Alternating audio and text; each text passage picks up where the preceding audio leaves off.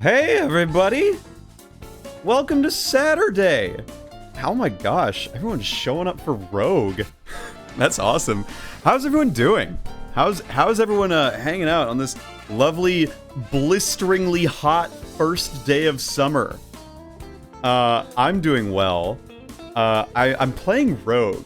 Now, I don't want to vamp too hard. I think I'm just gonna like shift over to the 16:9 so you can see like what we're dealing with here, right? I mean, really just get a good look at what we're dealing with here, right? We're dealing with like Rogue. And I'm not talking like, you know, a roguelike, none of this Balatro type beat. I mean like this is that game. You know the one. It's exciting. I am doing what we call in the business learning where my inspirations and excitements came from. The snake is a 2. It does look like a 2. I was thinking about that as I saw this. I'm like, this is Rogue, not Rogue 2 or whatever. So, okay, before we dive into this, I just need to show you how generally insane my streaming setup is right now.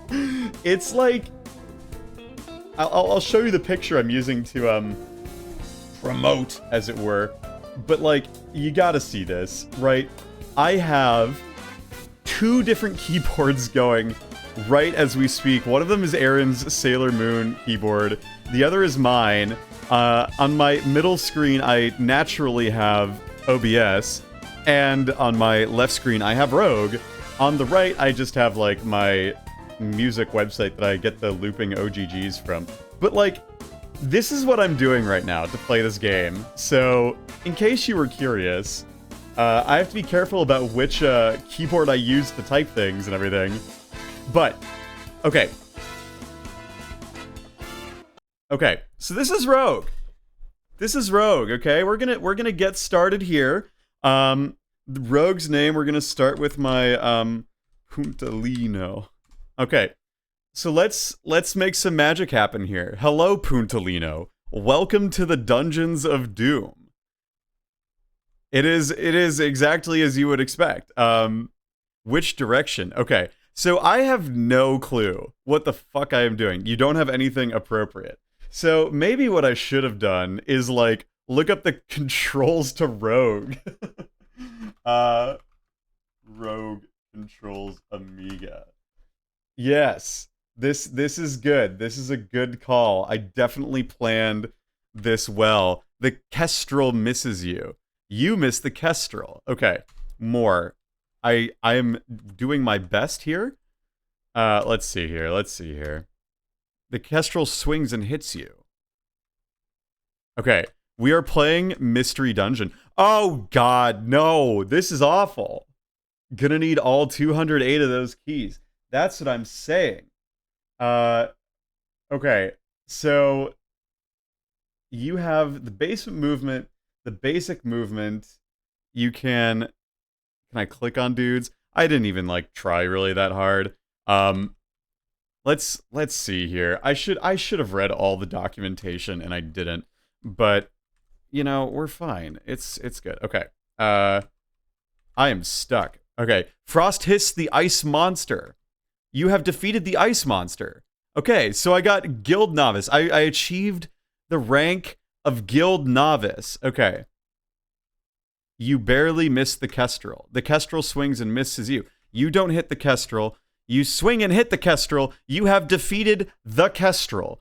Oh my god, this is from 1980. Hell yeah, the Rogue fandom, it's cooking. So, I found 61 gold pieces. Okay, so we are playing what we call in the business Rogue, right?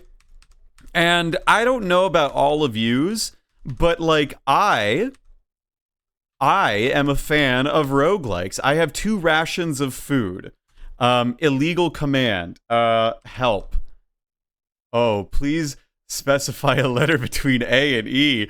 Let's do which object do you want to eat? Let's do that for the list. Okay, I have 2 rations of food.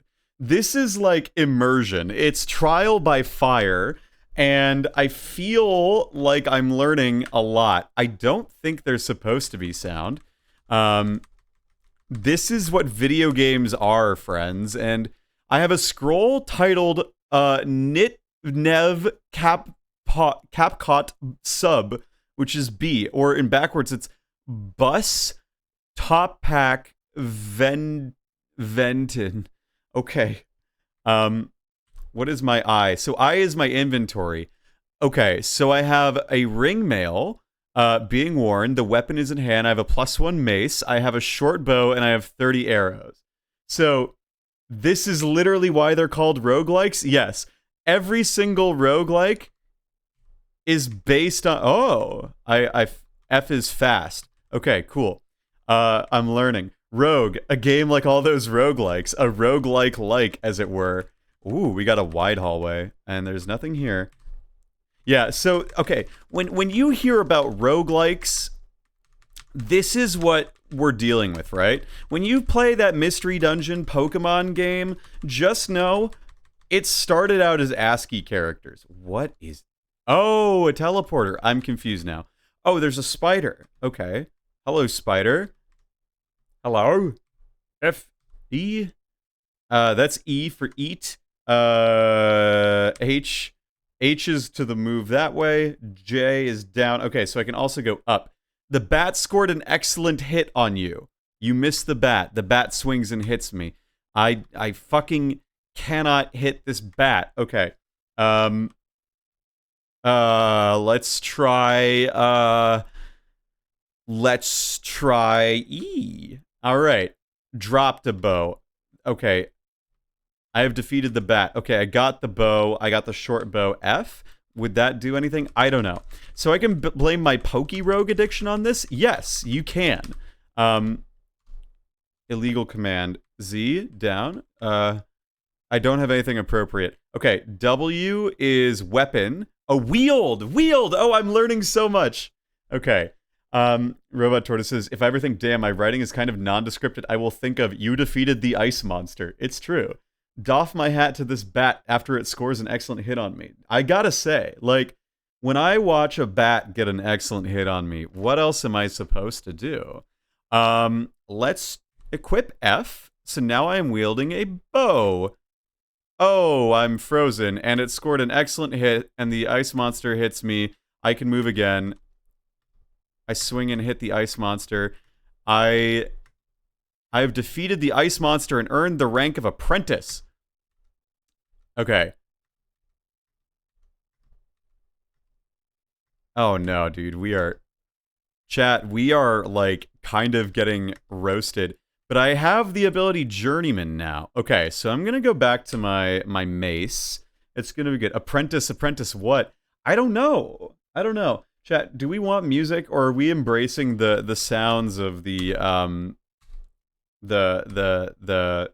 stairs? Are we embracing the sound of Rogue? I don't want to. Okay, how do I go down the stairs in Rogue? How do I go down the stairs in Rogue? Walk over to and press the thing to go down. Okay, press this button? No, that's not it. Walk over to the stairs. Walk over to the downstairs. You can also do Shift X? No, okay. How about V? Rogue version. Okay, so that's the version. Mr. Mestech was here. Is there supposed to be sound in Rogue? I don't know. I actually don't know. I am trying to get a feel for what it's like to play a game like Rogue. I don't have any options. Oh my. So O, I is my inventory. U is up. J is down. Y is diagonal. Oh, I can move diagonally. Very cool. How about T? Which direction? Down. Nope, that's not it. Okay, cool, because we're all getting the ASMR from your keys. That's awesome. Okay, so you get to have that. Okay, I can eat. Let's eat a ration of food and see what that does. Yum, that tasted good. Okay. Okay, so you feel bloated and fall asleep. You can move again. Okay. You don't have anything appropriate. Okay. A, S, D. There's something there already. What is that's drop. F is this. What about one? One, two, three, four, five, six, seven.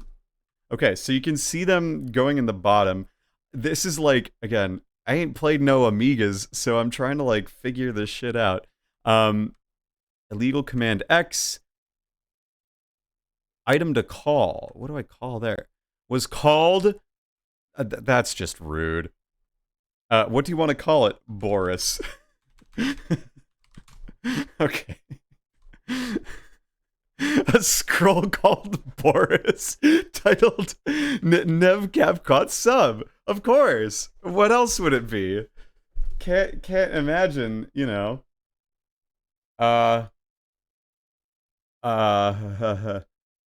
Okay, let's try this. What if I did shift this? Yeah, there we go. Okay, so it's shift and the less than or the period. Shift period. Yeah, okay. Got it. Okay.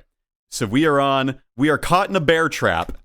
The ice monster swings and hits me. I'm still stuck in the bear trap. And it got an excellent hit. Okay. So, yes, ice monster is dead. Okay. Yum, that tasted good. So, needless to say, this is what it means to really play a roguelike. None of this, like, oh, I'm in a dark room now. None of this Joker poker type shit. Hello, the Kestrel.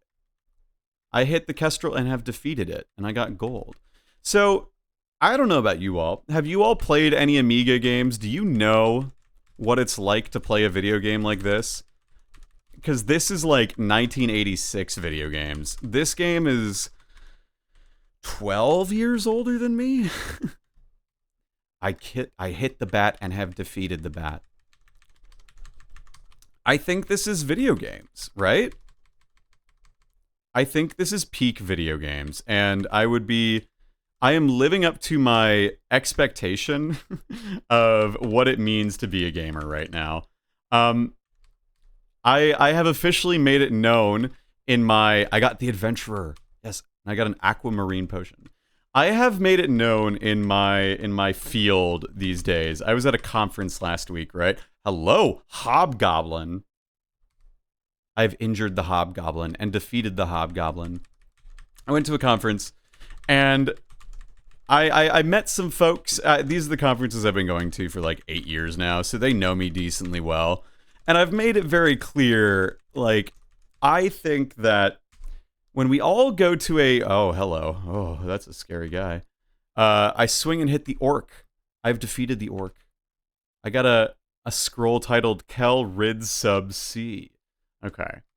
So, I went to a conference, and I gotta say, I've been going to these for so long, and it's a nuclear conference, and we all have, like, the same general interest in nuclear science, right? So I'm trying to be that guy who's like, okay, tell me about yourself beyond nuclear, because, like, we all like nuclear. Let's not kid ourselves, right? And I'm reading chat. Robot Tortoise says, I was at a conference last week. Okay, big shot. I was at the reptile store last week and looked at an animal, but seriously, that is very cool. Love conferences. Yeah, I was in Chicago. So I got to go to Chicago. I was on the Magnificent Mile. Actually, it wasn't last week. It was literally like earlier this week, right? And it's been nice to go there because I've been going to these things for so long now that I have generally like a reputation to some degree. Hello. I scored and defeated the Hobgoblin. I got a silicon wand. That's like a... That's like a...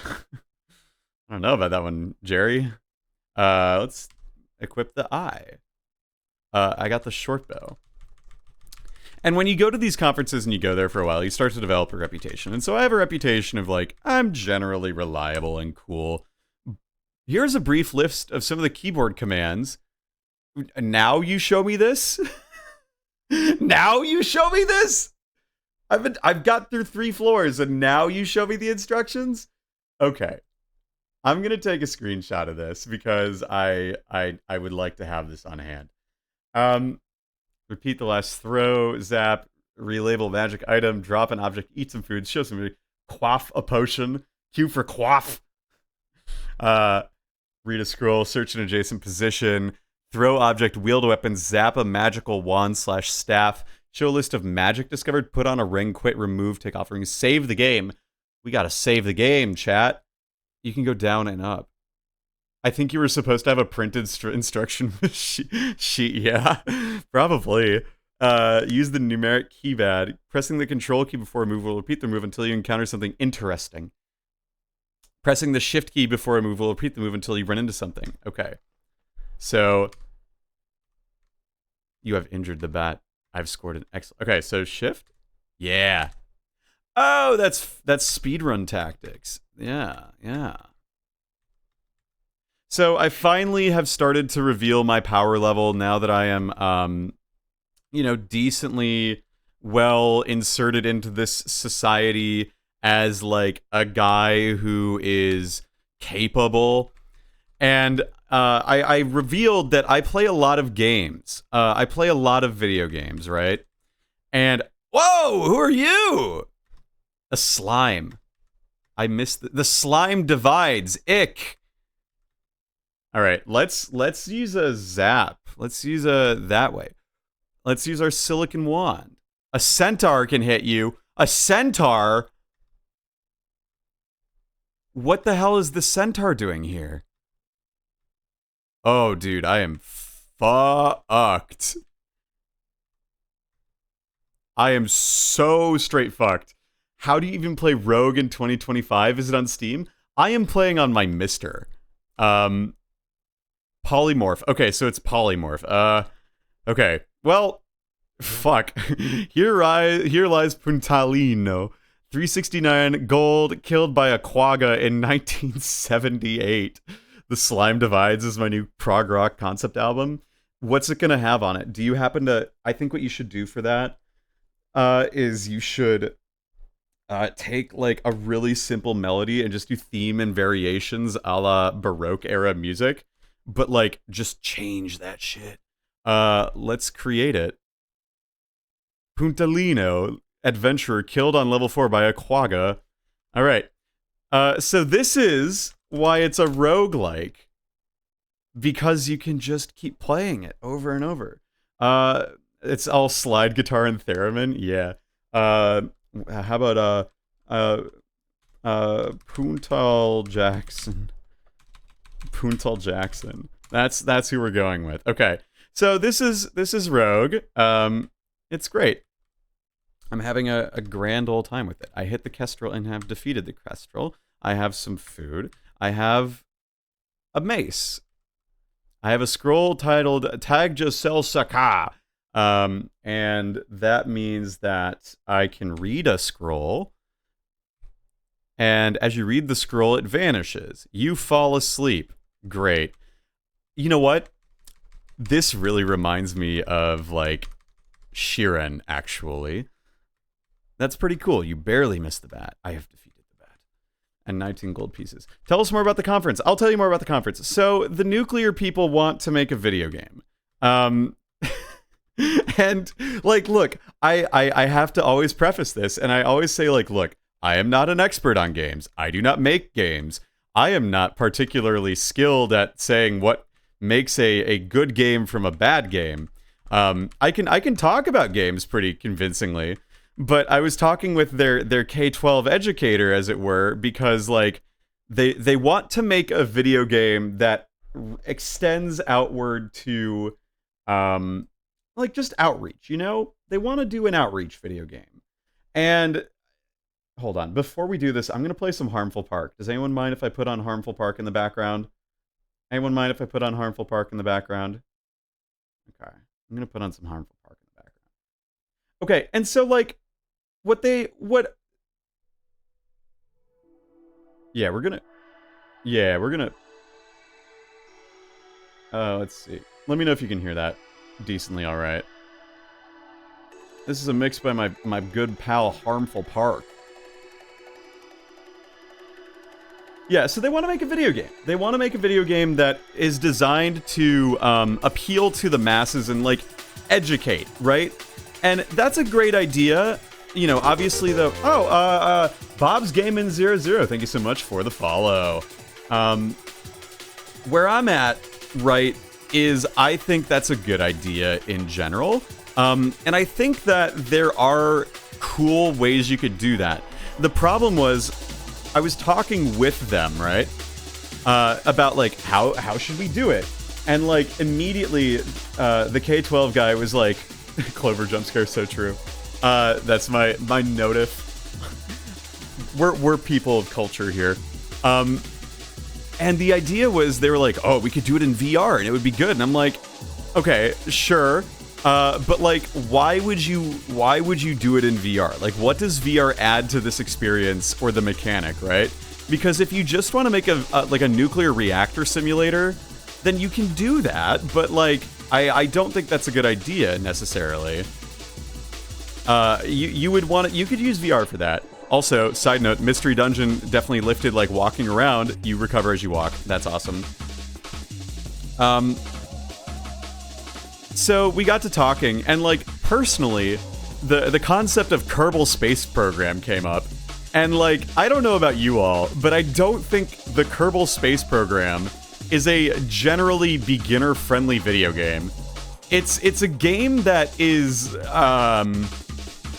you know, you can build and engineer stuff, and I think that that's great, but I cannot in good faith recommend that as like a video game that you can use to do like, here's how a nuclear reactor works. And because what they wanted was to have a video game that was designed to teach you how like different designs of like the reactor could work. So in my brain,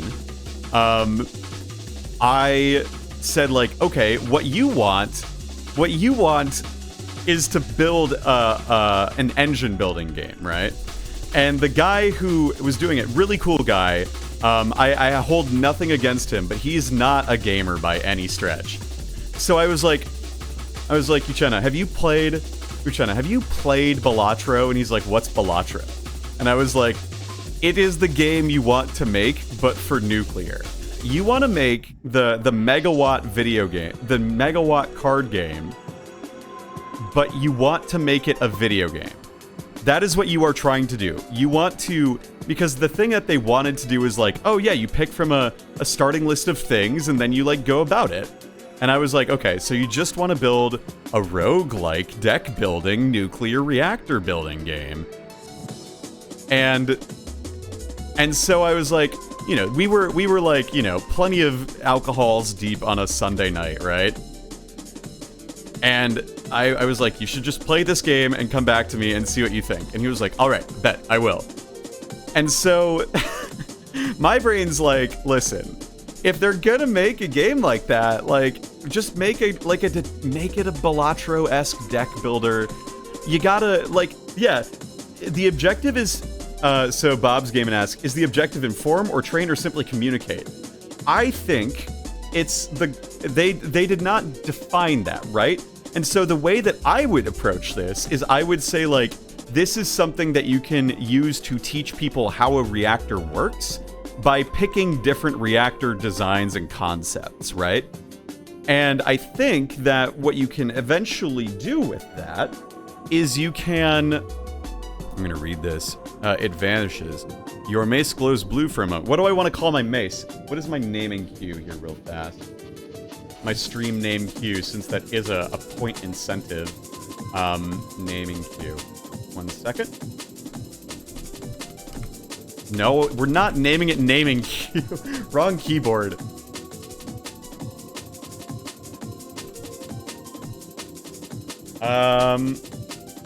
We used Catholic coded. We used... Alright, it's booty. Alright, so we're gonna call it best booty. Shoutouts to one Seth Hart VA for that. So the idea is that they want to use it eventually for, I think, advocacy to, like, explain how reactors work and how, like, there's very intentional design The slime divides, prog rock. We don't even fuck with slimes in this household. I've defeated the orc and got adventurer. So, as I understand it, like, to do Kerbal Space Program with a nuclear reactor would be a little, like, you could definitely do it, and I would definitely play it, but I would not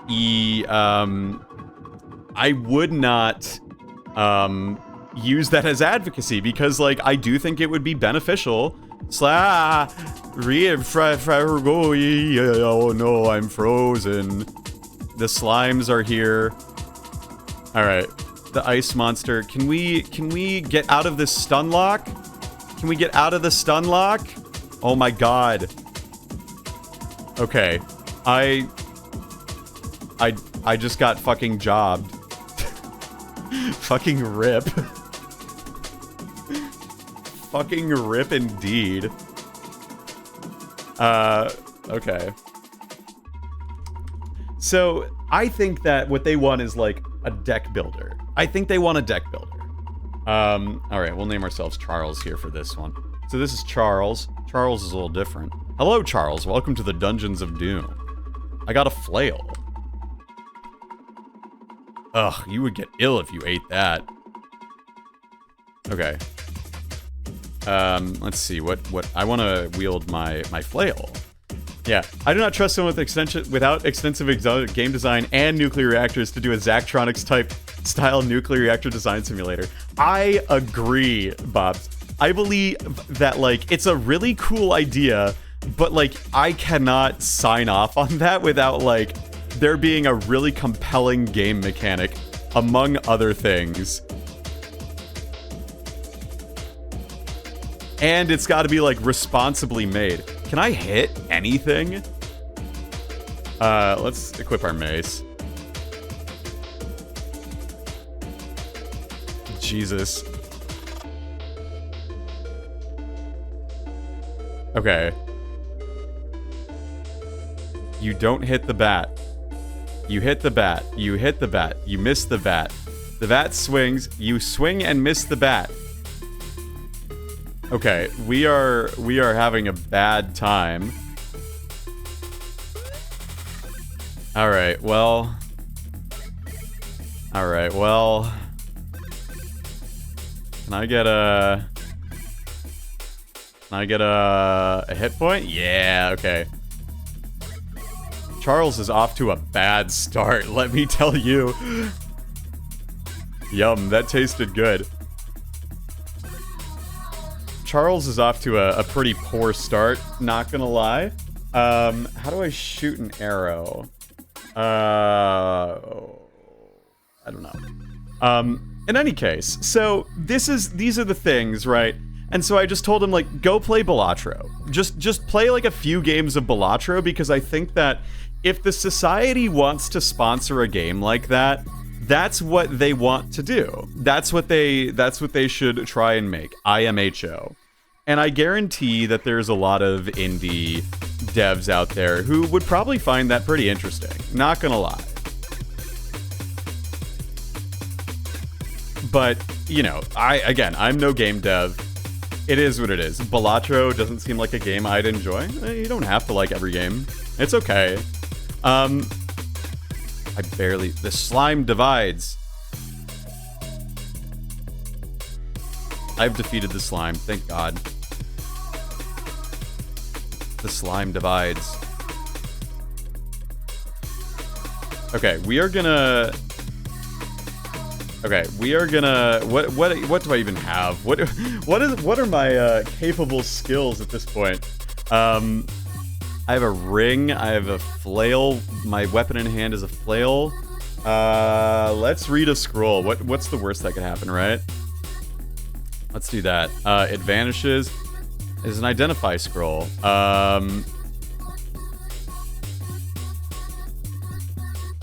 Great. I got Guild Novice as my class. So, in any case, this is a thing. So, at conferences, you tend to meet a lot of people, and, like, there's networking and everything. Yeah. Would also ask this person, what is the motivator for pursuing games as a medium to communicate your message as opposed to text, comics, and an interactive website or TikTok dance? It's a good question. The answer to that is that they felt that games were an interactive way to allow people the opportunity to experience what all the decisions that go into reactor design, for example, are like. And so, Filmorio. And I get what they're going for, so I think it's just a matter of, like, you know, that's wheeled. What's my inventory? Am I wearing the scale mail? How do I wear the scale mail? Is it equip? No, it's capital W. Okay. I have to take off the armor before I put on new armor. I have to take off. What is the command for this? Hang on. Let me do rogue. Oh shit. Wrong one.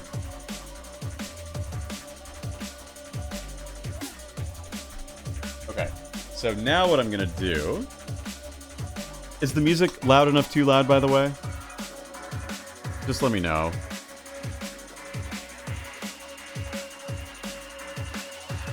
All right, let's put these here. Maybe. Is that gonna even be useful? I don't know. We'll see. Get that just right. All right. All right. I've defeated the Kestrel. Yeah. It is interesting to me that the impression that the alleged non-gamer feels this is what games can do without actually having gamed much themselves, whether it's Balatro, Skyward, or XCOM, this person should game themselves to figure out what the medium can do for themselves. Right. So you gotta understand, too, like, this is a case of where the society, this, like, group of professionals that has done, like, outreach study, like, figuring out, like, what are effective means of outreach and science communication, this is, like, one of them that could be a viable option, or at least appears that way. And I'll kind of explain why they got this on there, right? Because, wouldn't you know, nuclear is at a very fascinating point in its life in the United States, for better or for worse. Alright, I got the emu dead. I need to recover some health here. There is a big push for nuclear lately, and regardless of, like, its application, it's very likely that the current administration, as much as I'm, you know, trying to... I had to pick my words very carefully, I had to speak very senatorially. I will simply state that they have a priority for designing new nuclear reactors. Now that means that there will likely be a large deployment of nuclear reactors in the not-so-distant future. And we have to find ways to ensure that these reactors are safe and overseen and regulated accordingly. Because the last thing that we want to do is remove the arm of regulation that makes sure that these reactors are safe, right? I think that that's pretty important. We should prioritize the safety and well-being of our citizens who will be using this nuclear reactor over just simply putting them out into the world. You know who else prioritized putting out reactors that were designed for cost efficiency and for, like, rapid deployment without oversight from scientists? The people in the Soviet Union, and that's not what we want. No, it is not. So... there is right now... Ooh, I'm in a pincer attack. Nice. There is just generally a... there's a push toward nuclear. And so it's important to consider how we can reach the public in a way that communicates that nuclear reactors have fundamentally provided safe and clean energy for, a very long time now.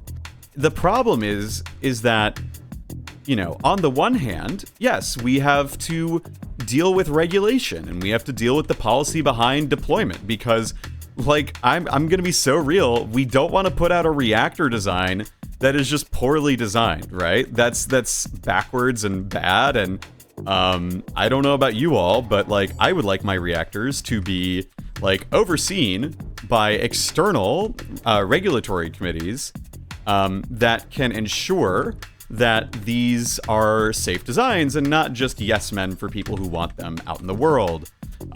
This is a controversial statement in my field at times, if you can believe it.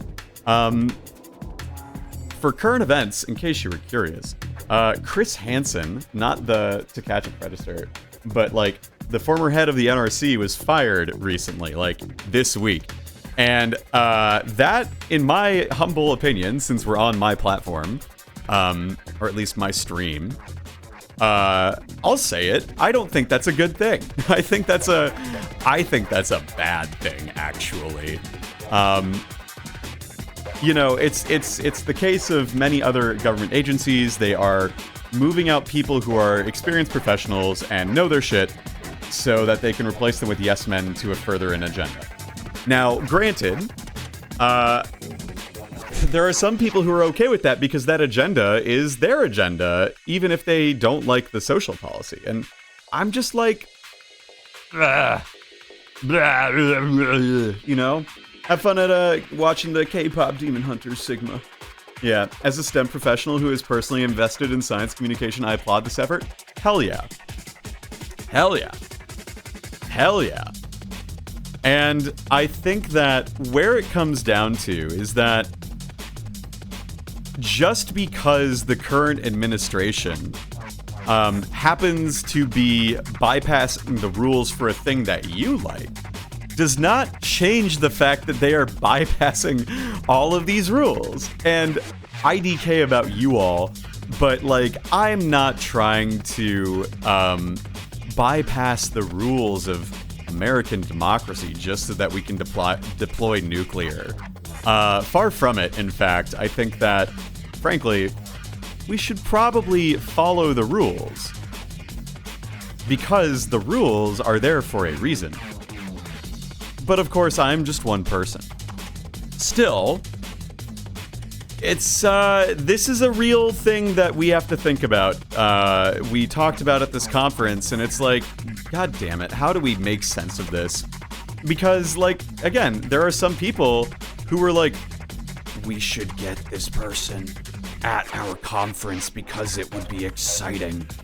And it's I don't know about you, but I don't think inviting the President of the United States to a nuclear conference is the right idea.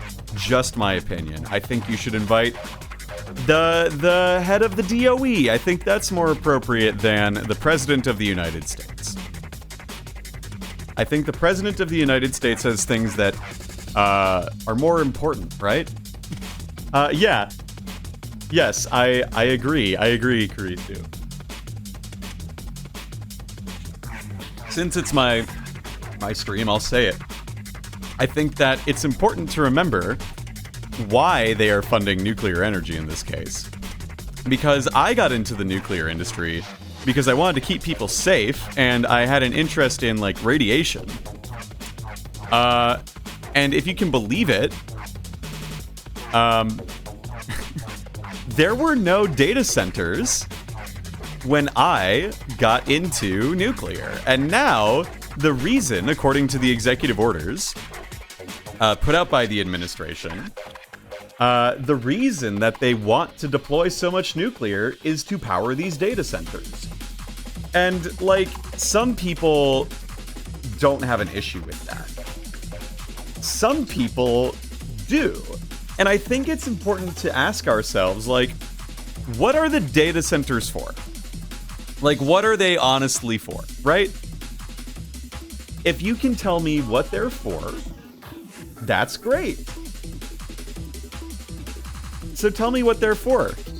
They're to power AI, okay, sure. What is AI being used for? What is AI being used for, huh?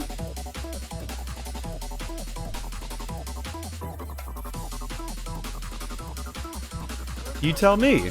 So, yes, exactly. I feel the same way. I am at the stage where I'm like, okay, I was sold on nuclear because I was excited by the idea of, like, nuclear medicine.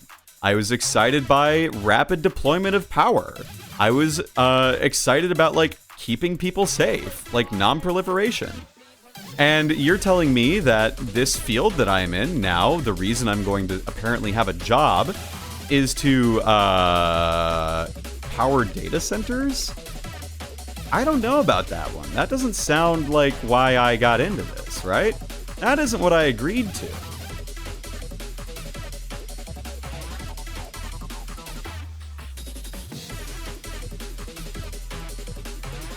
So that's something we have to contend with. You know, so it's interesting you say that, Carissa, because I do think that Germany giving up on nuclear is the wrong way of going forward, but of course I'm biased because I'm a nuclear guy, right? I think that, mango. I'm gonna eat this mango. Yeah, that was a yummy mango. I think that, Germany giving up on nuclear is a very short-sighted thing because they're replacing it with coal plants again. Which is, like, directly antithetical to what their goals are, aren't they? And so, I think that it's really important that, especially now, I try to use my platform, at the very minimum, to just explain what the heck is going on in this field that I am a part of, and am pretty involved in at this point. Ooh, I got a Stybotantalite ring. Let's wear the ring. Let's put it on. Capital P for put on the ring. Left hand? Left. Okay. I don't know what that does, but we're gonna go with that. So, I feel like there's an issue there. But I admire the society trying to do outreach to establish the notion that nuclear energy... Oh, I'm so fucked. Well, there goes Charles. Fun while it lasted. I think nuclear energy just generally is the way forward, but if there's a better energy alternative that comes around, like, I'm gonna jump to that as, like, I want the one that's going to benefit the most people. And right now, nuclear is being pitched as something, but it's not necessarily benefiting everyone in the way I would want. So that's kind of like my issue. Anyway, I'm lucky enough that I get to be, I'm lucky enough that I get to have this stream that I can, like, talk about this in a space that is generally pretty reliable. And, like, I sort of have the autonomy. Like, I can slip in little talks about the nuclear field here as I play Rogue, right? Like, this is not nuclear content. This is entirely, like, a gamer who happens to be involved in the nuclear industry. Playing a game. Oh, nuclear scientist plays Rogue type beat, you know? So one of the things about outreach, because the society is so big on outreach at the moment, they did a little event with a, I'll just say this person is a YouTuber. I won't name drop them at this point. Playing Rogue while commenting on the state of nuclear power in many such cases on twitch.com. Exactly. There was a YouTuber, a nuclear YouTuber, who was at the conference, and I got to chatting with them at this social that was like a little exclusive club because I participated in a thing one time. And, you know, I got to talking. I got to say, like, oh yeah,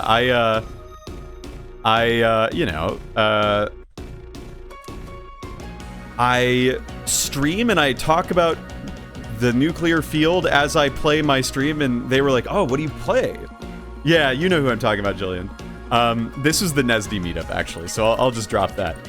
It was on, like, the Chicago Riverwalk area. It was awesome. But they were there, and, you know, like, at one point, the K-12 outreach guy was like, oh, dude, have you met Voltage? He's the one who told me to play Velatro. And it was like, all right. Yeah, he was there. He was there.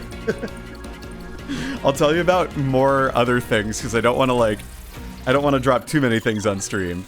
But I will say, I just got to talking because I'm like, yeah, I stream and I talk about nuclear. And he's like, oh, interesting. Like, do you like want to do anything with it? And I'm like, I just like to do it. And he's like, well, I mean, like, it's basically I did not communicate effectively to state that I really like the things that I do. And I'm really not trying to turn my hobby into a job. Because, like, this person's story is that they dropped out of, like, their engineering program to go to LA and try to make it on screen, right? And like, there are many such cases, many such people. Many such people. And as someone who has been in the voice acting industry... Splint mail. Ooh, okay. As someone who has, a couple voice acting friends, as it were, I happen to know the LA entertainment industry type. And this person, like, no disrespect to them, they are very much that type. And it's very funny to see them interact with other nuclear scientists. Like, very much so. And so I was trying to express, and failing because I had a couple drinks at that point and no dinner, that, like, this is enough for me. I'm not trying to do this, but what I am saying is, like, I do enjoy talking about nuclear in, like, informal settings like this. And this guy was like, oh, well, if you do ever consider doing it, you should probably make sure that you know that that's exactly what you want to do. The conference special, 5 beers, no dinner, exactly. Post SSC meeting too, which was especially funny. So I was like, whatever. And it got to the point where, like, he said, look, you can keep doing what you're doing, but if you do want to make your pivot, you got to go all in on this, right? You can't, and I mean, think about this from an economic side. I make enough money to pay for the healthcare of my employees. And I'm like, yes, I know you do. Look, I've seen one of your videos and I thought it was a good video. I'm not a fan, like I didn't say that. And I don't think he needed to hear that either. Like, he probably got the impression. I'm just a guy, I'm just someone who likes to watch other things besides the thing I spend 40 hours a week on. And so it's like, I was so bad at communicating this because, again, like, 3 beers on an empty stomach in this whole place after a whole day. And, we got to talking about the games. He's like, yeah, I'm on esports. I do all this. And I'm like, that's awesome. And he's like, if you're serious about, making, this communication, which I think, it sounds like you're passionate about, like, you just got to lean into it and just make it your full thing. And I'm like, yeah, I know this. I know, and I appreciate it. Thank you for the advice. It's good advice. I agree. And then, I just said, like, I like writing about games. I like to talk about games. I'm not trying to make a job out of it. That's the big thing. I'm not trying to make a job out of it. I'm trying to be a nuclear scientist who also happens to be very well versed when it comes to, like, tasting video games. That's it. That's all I'm trying to be. I'm not trying to be anything more than that, But it was especially funny to me that he was part of a panel at the conference that was designed to... the title was Going Viral. And it was especially funny because you had, like, 3 people who were, like, nuclear scientists. If you've seen some TikToks from an older professor type talking about radiation, he was on that panel. There was a professor... Yeah, I know, Going Viral. Like, the fact that was the title of a panel in 2025 just goes to show, like, it's not quite there yet, Some people just don't understand the nature of the internet anymore. But it was like, one of them was like a nuclear scientist who had a website who does, like, quote, advocacy on Twitter and X and Blue Sky and all those. And he's had a website since 2006. He founded like whatisnuclear.com, right? And then we had the YouTuber. So like all of these other people had like, you know, like a couple hundred or maybe 1,000 some followers on YouTube or on TikTok or like whatever. And then there's this guy who has 2.6 million subscribers. And he basically said, you know, in the most polite terms, like, you can't go viral anymore.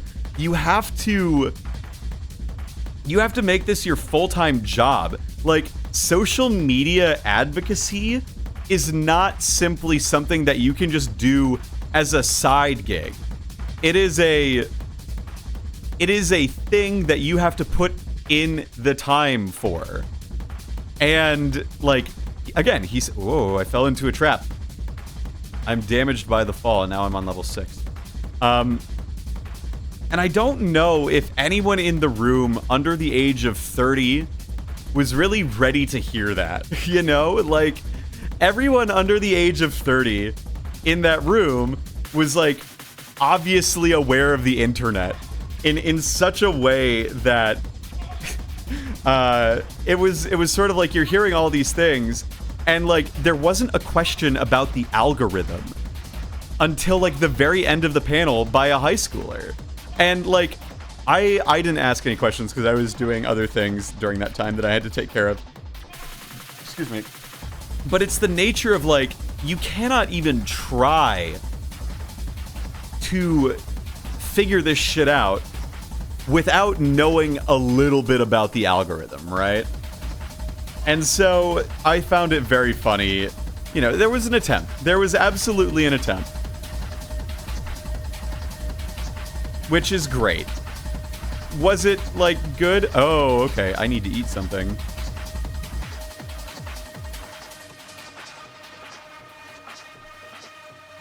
I need to eat. Yum, that tasted good. So, you know, going viral, it's whatever. It's whatever. I think that they mean well. What the hell is going on here? I'm about to get jobbed again. Okay, we're good.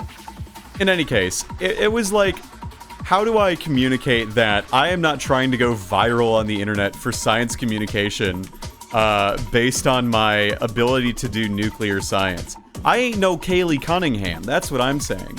I'm my own person, and I enjoy that. But I can't deny that, like, I don't have the time, energy, or capacity to try and, like, go viral in the capacity that some people in the nuclear industry still think that you can do just by making good content. And, like, to one of the panelists' credit, he did say, like, yeah, you know, we all fill our different niches. Like, some of you are fun cousins. Some of you are weird uncle. And, like, that's great, but, like, you know, the fun cousin is not going to show up for someone who's looking for a weird uncle. Which is, like, also really funny. It's a really funny sentence. I don't need to reach everyone, but I need to make sure that whoever I do reach, my message is polished and important, and the nuances are explained while respecting the audience's time and perspective. Bingo. Bingo, bingo, bingo. Oh my god, I'm just jumping around. Let's drink a potion, right? Let's drink this blue one. What bulging metals? I feel less confused now. Let's drink another one. You can't move. You can move again. Okay. There are potions of paralysis. It seems very bright in here. What do you want to call it? Brightio. Okay. And I can throw potions, right? Yeah, I can. Okay. This is straight up very fun. So I'm gonna throw an object this way, and I'm gonna throw a potion of paralysis at the snake. The flask shatters. This really is neat. I'm having a grand old time with this. I got a hemlock staff. Okay. Let's try it out on that snake-o, eh? Let's try the zebra wood. It's a flame snake. All right. Okay. We got a Staff of Fire, and we got a Kestrel hit. Okay, the Transmogrification one. Okay, we're so back. We're on level 8. We got the Scale Mail. What is my inventory? What am I wearing? I got the Ring Mail? Yeah. There are enough scientists around, in spite of the state of the world, who know what they are talking about. We don't need one dude to go viral. We just have to figure out the best way for each of us to reach our particular audiences with an accurate, consistent, and well-documented and scientifically sound message. Exactly. That is a fantastic way of putting it, and I agree. And that is what I am trying to do generally when I am on stream. I am not trying to, one, become a popular streamer for everyone forever. I am also not trying to, look, if I can go and make some people have a good time with themselves, great. But, like, let's not kid ourselves, right? I am focused on my PhD. I am focused on, finding a job. I am focused on everything else, and that's great. So, you know, that's good. That's real good. So, I feel very strongly that I do not want to try and saturate the market because, like, let's not kid ourselves. I am just not the kind of person who wants to put in the effort to figure out the best way to strategically communicate. And that's the other thing too, is it's not my job. Strategic communications is a job. It is not simply, oh, Monster House! Out of that way we go! Hello,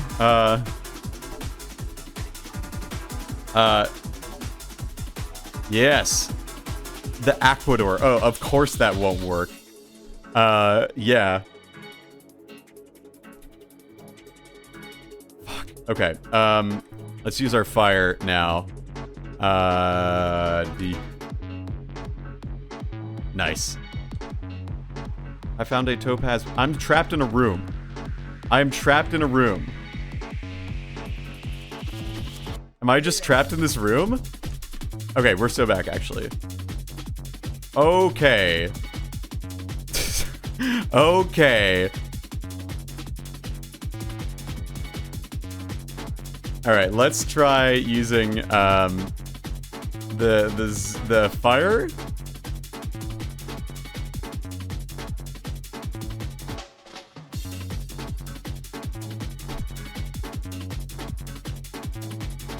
We are having a bad time, chat. We are so back to, oh shit, it's Jover Pipeline. Oh shit, it's Rogue! It is Rogue. It's Roge, as it were. In any case, the other thing about, the other fun thing about this, experience, I'm so fucked, by the way. I am so straight fucked. There it is, rip to Plute, killed by a centaur in 1978. The other thing too is that this YouTuber, it was very funny interacting with him compared to everyone else. You know, at one point he was like, yeah, you've probably like, are you like, so we were talking about games and everything. I was like, yeah, I like it. My favorite game is this game that only got a fan translation in the last like year and a half. It came out in 1997. And he was like, oh, okay. You know, like, he doesn't give a shit. You know, it's fine. Yeah, whatever. I wasn't trying to impress him. I was just trying to express I like games. And he's like, yeah, you know, I play a lot of esports. I play Dota. I play chess. Jover. Like, you know. And we got to the point where it was like, I said, like, yeah, you know, I'm pretty online. And he's like, oh, yeah, are you like... So, like, what kind of games do you like? You follow, like, cosplay stuff, too? And I was like, I mean, like, look, I'm not gonna say no. Like, yeah, I know who cosplayers are. I'm not stupid. I'm, like, 26 on the internet, right? Like, let's not kid ourselves here, right? And he's like, oh, do you like, check out, like, Arcane cosplays and stuff? And I'm like, sure, yeah, I mean, yeah. For reference, chat, I have not watched Arcane. I really do not care about, like... that's League of Legends, right? Like, case in point, right? I don't follow that shit. And he was like, okay, have you seen, yeah, I got, oh, so you've probably seen my wife then, he says. And I'm like, I would have to see a picture. And he shows me a picture of his wife in like cosplay that was very like softcore, like OnlyFans preview material, which he then proceeded to say like, yeah, you know, like she's got an OnlyFans and everything, and that's how we make some money too. And it's like, that's awesome, dude. You know, like, I don't know why you're telling me this. I didn't ask, but you know what? You got a hot wife, pop off. I got a hot wife too. You ain't that special. Yeah, you have a cosplay girlfriend wife. Yeah, at the nuclear conference. That's what I'm saying. That's what I'm saying. It was really funny. Like, and you know what? Like, it was presented in a way where it wasn't like so, it wasn't like obviously, like a mog or anything. You know, like, I get it. You know, you want to support your wife. And, like, you know, apparently, this guy's wife is, like, also has, like, I don't know if it's a polycule. I don't know the situation. This guy then had a conversation with another, like, queer member at the conference, and they got to talking about, like, polyamorous relationships. So, you know, I don't know. It's not my business to know, but it was very funny because at one point I overheard, oh yeah, she's got a great butthole. And I'm just like, yeah, what is going on here? So that was a fun little conversation to have. This was like after like 4 beers at the reception at like 9:45, 10 o'clock outdoors on like the Riverwalk in Chicago. It was fine. But yes, at the nuclear conference. Yeah, this was at the Nesdy meetup. You should have been at the Nesdy meetup. It was legit. So I thought that was very funny. It was a good time. I had good conversations though. That we for all of the annoying people in the nuclear industry, of which there are many, there were some like genuinely interesting and fun people to chat with. And I feel very fortunate that like I was even able to be at that space in the first place, you know? Like I got some opportunities and stuff, you know? I've demonstrated that I am capable, and I have a good reputation at this point. Enough to where like they know me as the guy who can recommend game advice. Like, at one point, we got so late into the evening, and everyone was just, like, starting to talk about games. And, like, you know, I had to restrain myself when I heard someone say, like, oh, I love this game. It's one of my favorite games ever. You've probably never heard of it. It's called Dave the Diver.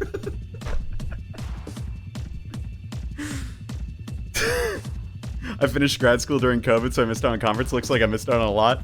You can still go to conferences. LM fucking AO. So true.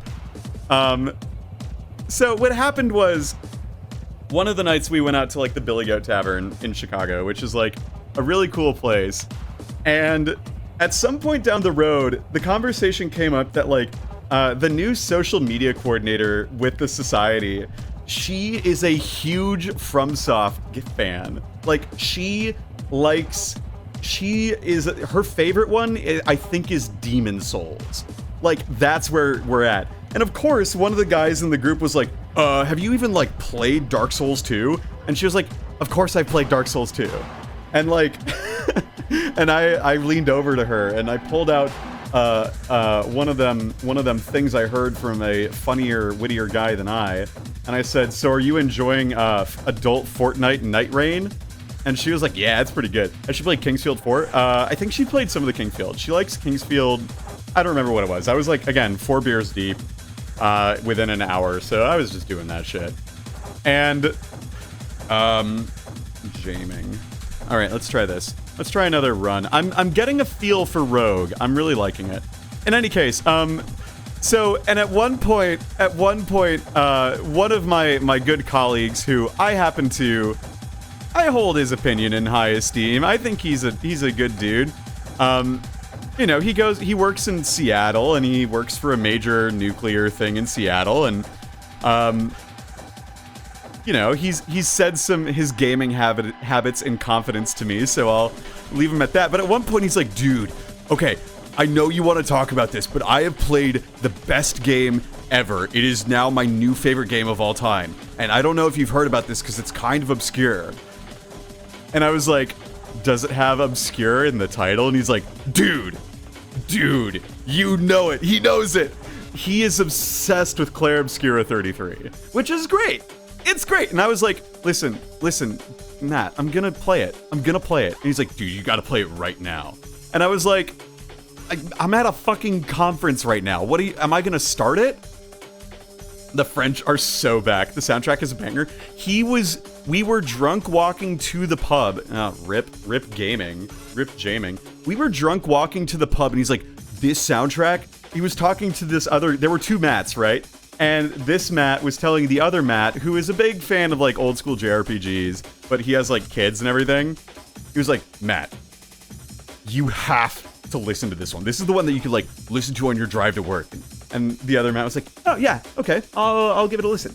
It sounds like a good time. Is it good? Is it like Chrono Trigger good? And he was like, oh yeah, it's Chrono Trigger good. And I'm just sitting here like thinking to myself, oh you guys.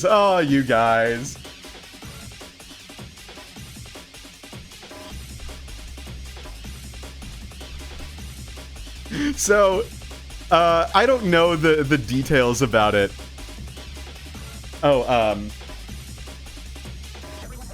Yeah, so it was funny to like just listen to them talk, and I was like, I'll play it, Matt, don't worry. I'm just like, I'm not able to, but I couldn't say why, right? Because I was too busy playing a game called 100 Line Last Defense Academy, and you know, that's a game that right there. Now that is a game that gives away your power level to the normies. And like, look, I don't know about you all.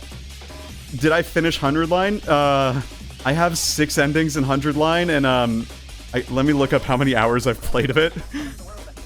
You had to put it down. I don't blame you. Let me find it, right? As I take on this hobgoblin.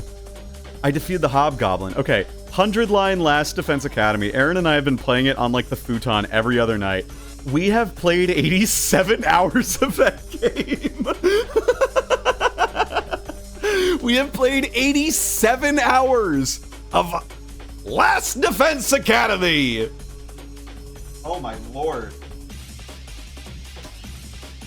Like, we'll come home from work, we'll eat dinner, we'll go to the gym, we'll do all that shit, and then at around 8 o'clock, 8:30, we play 100 Line for like 2.5 hours. 65 hours, I think it might be good. I don't know about you all, chat, but I happen to think 100 Line's a pretty good game. I have a lot of thoughts and opinions about 100 Line. I think since we're here, and since I have the floor, and since I do have time allocated in the agenda for it, I will talk about it once I turn on the AC, so give me 30 seconds.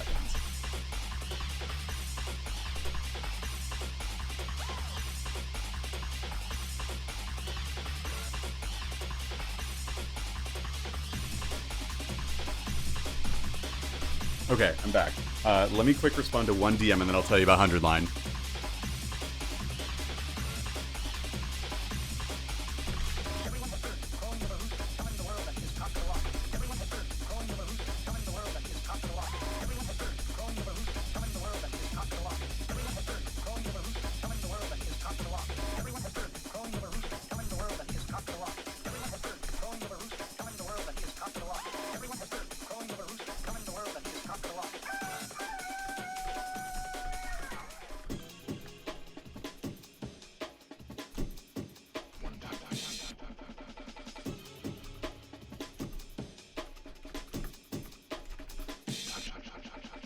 Okay.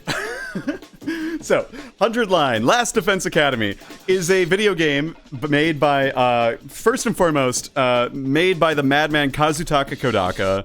of Danganronpa fame. So if you are a fan of Danganronpa, like first and foremost, these games, they're for you. I'm gonna take out this dude, the Hobgoblin. Come on. Okay, there we go.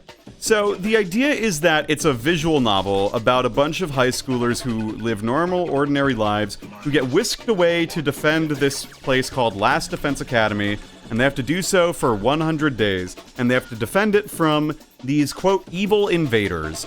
And naturally, you go, let's call it, Jumanji. Shoutouts to my girl, Kiyoshika Magadori. And so the idea is that it's basically like a visual novel for half of it, and a tower defense game for the other half.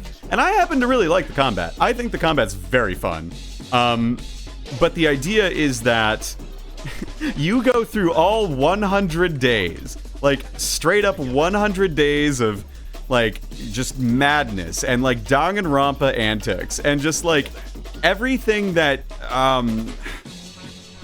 if you've played Danganronpa, you kind of get an idea of like how the character dynamics work.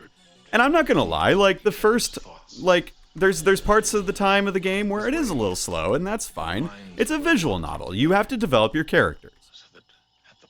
Yeah, so like 13 Sentinels. Yeah, 13 Sentinels is a very good comparison, except it's not real time, it's turn-based.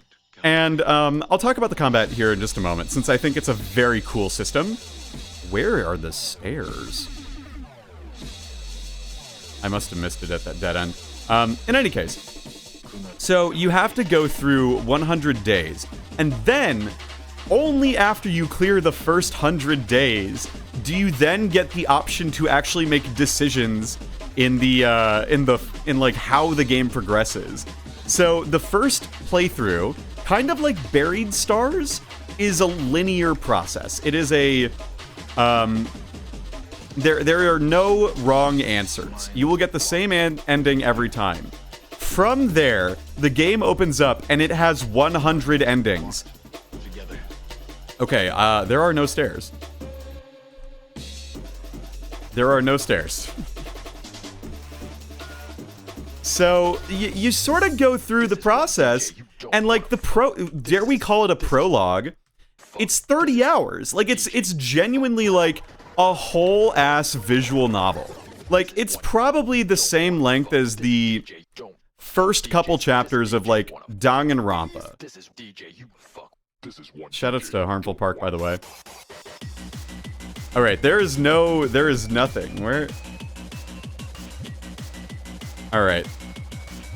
There is nothing, there's no... Did I just get jobbed? Like, what are we doing? Alright, let's go find the stairs. So, you then, after doing the first 100 days, go back in time, and then you start making decisions. And that, I don't think that's a spoiler to say at this point. Yeah, this is a Harmful Parks DJ set, yeah. It's a good set. I quite enjoy it. And then you make the choices.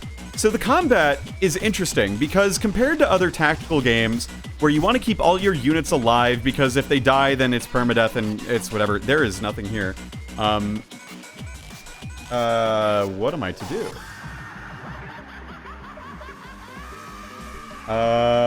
Let's... Alright, well... I don't know what to do.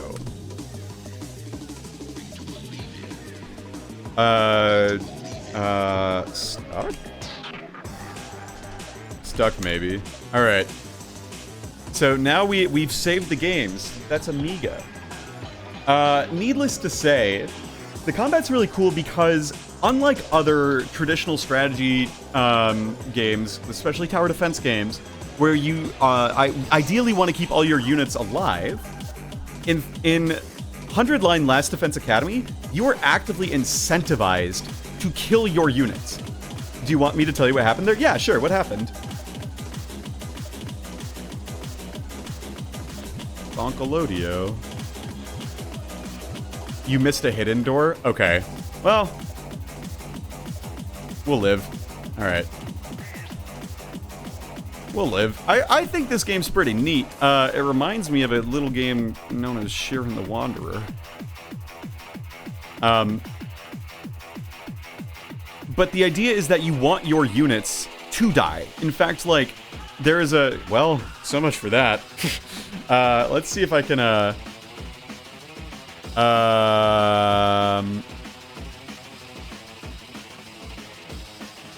do I load a save? That's the other thing. That's the necessary part to understanding how to progress. Feels like Tower of Duraga, kinda, almost in that way. I'm sure it's whatever. Let's see what else I have on the Amiga here real fast. How do I, let's see. How do I get back to the Amiga menu?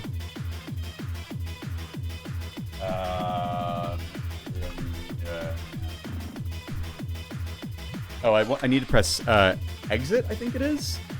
I need to press the exit thing. What is this? This exit? No, this isn't it? No. Amiga, Mr. Amiga 0 megahertz.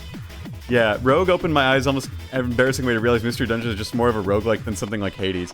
Yeah, so, full disclosure, I am writing a thing that I quite enjoy, about a game I really enjoy.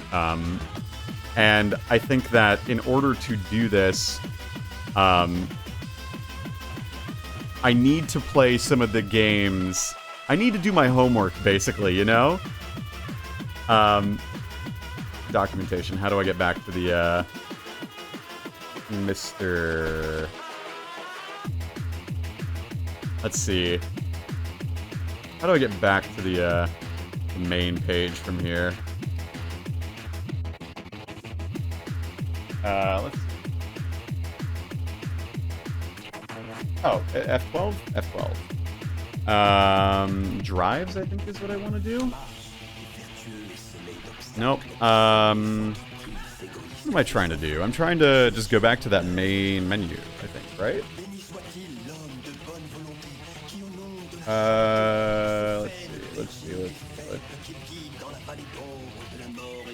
Let's see. Bear with me here.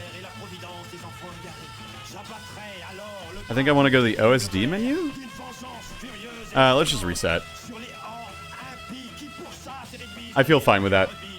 Shoutouts to Harmful Park Set, by the way. Alright, there we go. So this is the Amiga menu that I was just bonking around with a bunch. I gotta play more of this now that it's, like, there, that I have this set up, but, very excited by this. It's pretty good. What are other good Amiga games I should try?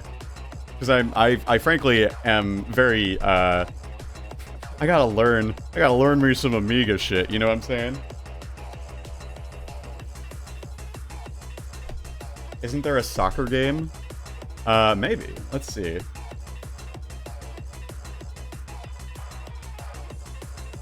Is it hard to set up the computer cores? It's not so bad. Sensible World of Soccer? Let's try it. Scooby-Doo and Scrappy-Doo. Yeah. Sensible World of Soccer. There's a lot of them. Okay. Interesting. You could play Moon Soccer. Sensible Soccer. Sensible Golf. All of these things. Sentinel, like the 13 Aegis Rim. The thing about 100 line is that your units, them dying is a good thing because you can then power up other units using a voltage meter. It's very funny. And the idea is that when they die, you fill it up completely, and you can fill it up 3 times for maximum effect. So, and no units have experience points, so you end up just like, you get rewarded for all this shit. Oh. Oh. All right, let's not fuck around with this. So I think it's really cool. Yeah, I think it's a very cool game. I'm enjoying it tremendously. We've played 87 hours of it, right? So we're doing something. 87:20. I think Erin's gonna freak out when I tell her that number. We're gonna play more tonight. It's gonna be great. Oh, I know what I can play.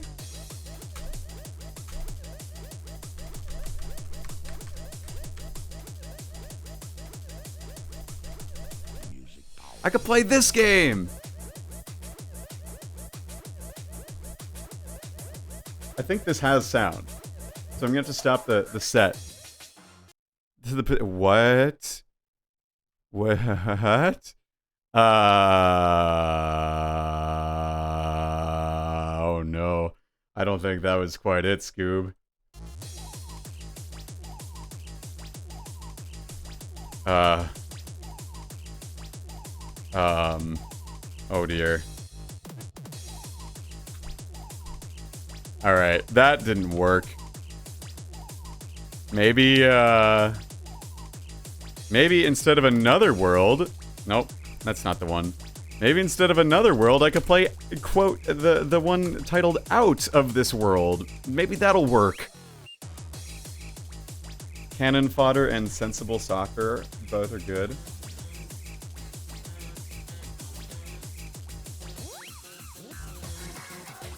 Let's try cannon fodder, eh? Let's try that one. Let's try cannon fodder. Okay. Again, very new to Amiga. Very new to Amiga. Alright.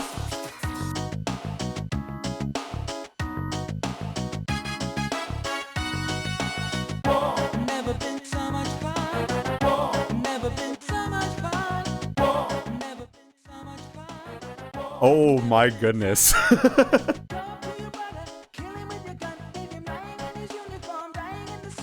Oh my goodness.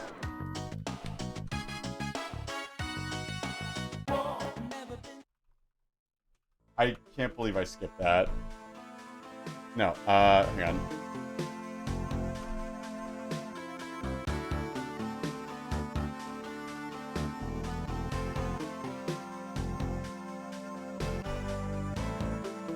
Oh my god. This is... What is this? What are we doing? What is going on? The sensible initiation. Goodness gracious, what the hell is this?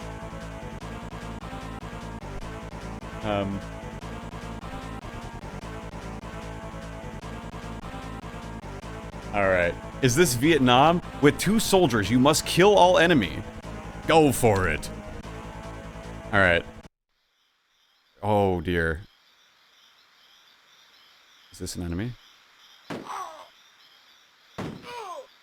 Okay. Okay, so right-click is a shoot. Alright, I did it! I learned! This is actually easy as cool as heck. Okay, we are so on. We are so on, actually. Okay. Yeah, war! That's easy! It's so easy! Jewels! And Jops! Jewels and Jops. Nice work, Jewels and Jops. Very proud of you. The TLDR about why I wanted to play Rogue is because I'm working on a fucking huge-ass Pokemon Mystery Dungeon Red Rescue Team thing that I was like, let's make sure we play every game accordingly, and, you know, just talking about the Mystery Dungeon gameplay loop, it's so rogue-like, in way more than any of these other games might claim to be. The thing that everyone wants to claim a roguelike is these days is that they just want games that video games that play like board games. That's really all it is.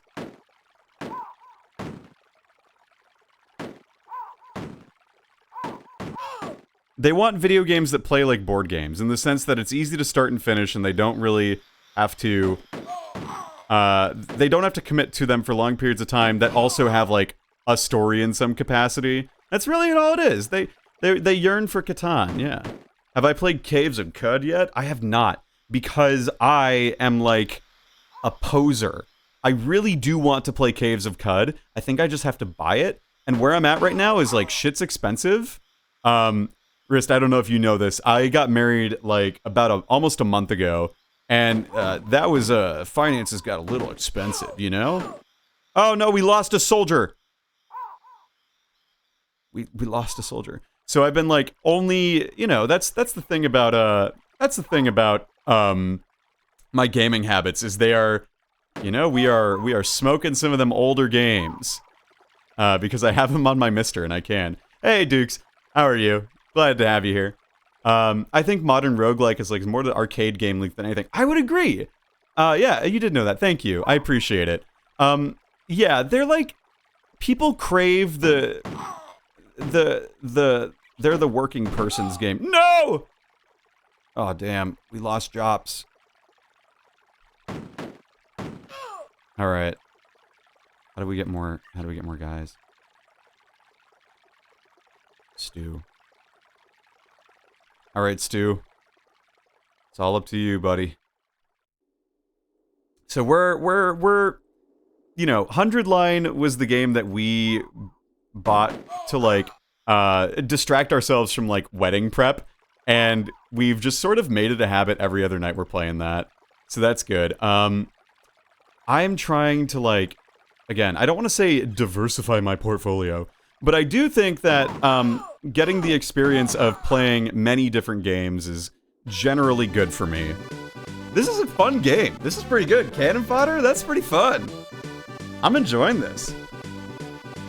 This is good. Yeah, 100 Line's the game I'll feed a family for the winter. 100 Line is a miracle of a video game. It is a game that can only be described as truly magnificent in its scope. And even if, like, its content is, like, a little ridiculous sometimes, I wouldn't want it any other way. Because it is so thoroughly its own vision. The vision is so thoroughly realized that... And I was reading the interview where they were like, this might be the last game this big that doesn't involve AI in some capacity. And, you know, of course, when they say AI, they mean, like, generative AI type. And I think that they're probably right. I do think that, you know, obviously, there is, like, one aspect of the game, like, you know, on one of the routes I'm on, the game is seeming to imply, like, oh, this is the second route I'm on, when it's very obviously not the second route that I'm on. And, like, in that case, yeah, sure, whatever, you know, like, if there were better systems to measure that, then cool. But the fact remains that this is a game with 100 story endings. And they want to make more. That's just, like, that's so beautiful. That is, like, the human... That is so just, like, I'm so amazed and blown away that this is a video game that I can play. Ah, Dukajukes, thank you so much for the follow. Oh, hello. I need to... What's the pause button on this? I need to move this... Okay, let's find a nice camp spot. And then I gotta remove these rules. No, not Elgato. I want to remove that. There we go. Alright. We're good. It seems like the frame is a little, you know, fine. Okay, so we're doing good. We're doing good. It's good. I like 100 Line a lot. I think 100 Line is magnificent. I'm flattered that they have made a game for me. Like, they saw me and my tastes and were like, what if we made a video game that appeals explicitly and entirely to this one singular person? It's nice. It's really cool. It's very cool that I love the tower defense sections. I'm gonna be so real. Like, I like fighting. I like the fighting a lot. I think that the fighting is genuinely so good.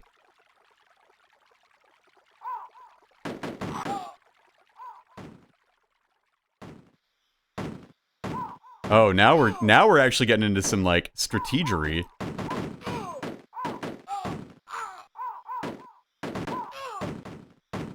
Alright. I'm glad that I don't have limited ammo. Or at least if I do, I haven't come across that yet. It's good.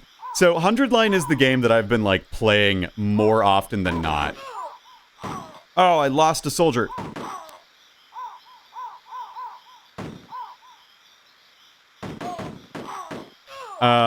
You know, I beat Metroid recently. That was pretty good.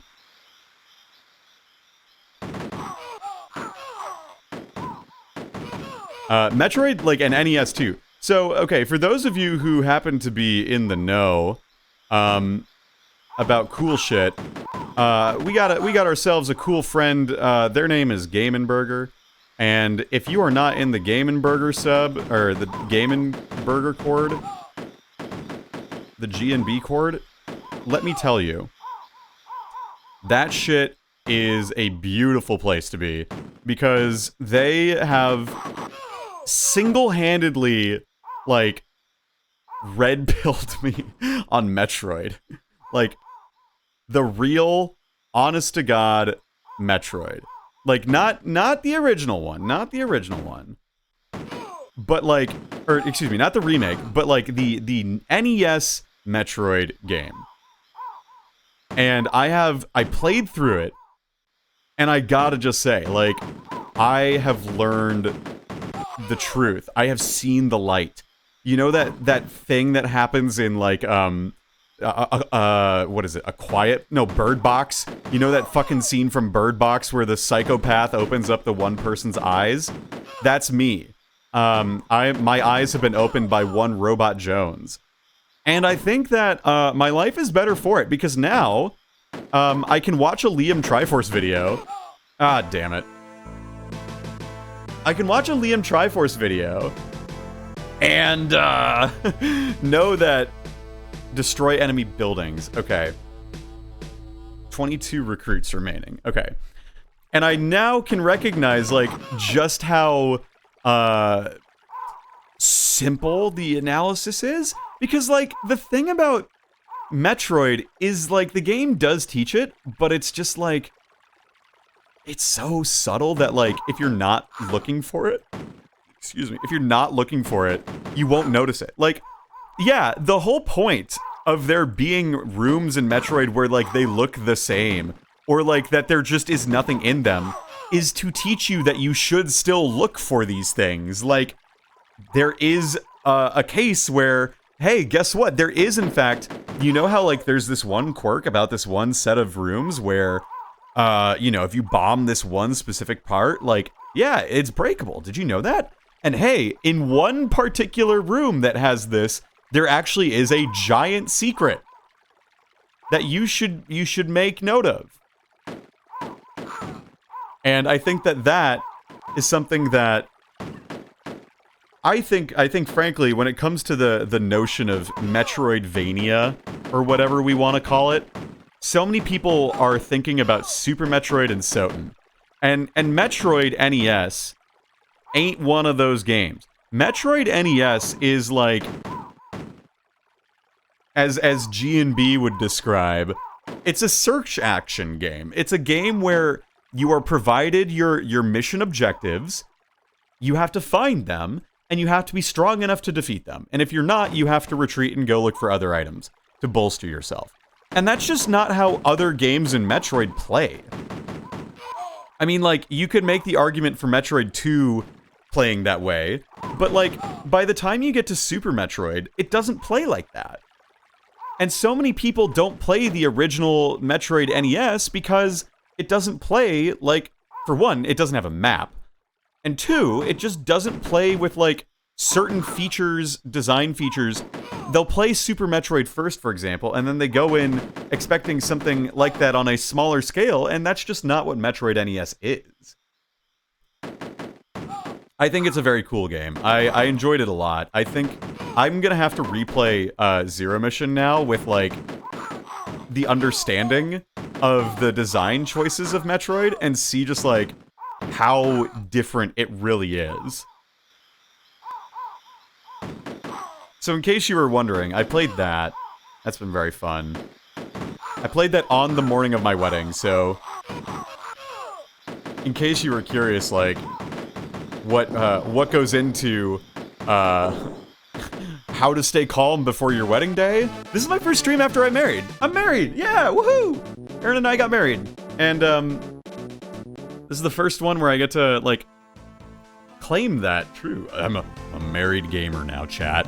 Never say that video games won't get you a girl, because guess what? My personality did, and we both happen to like video games. Lost in Service. Can we get 07s in the chat?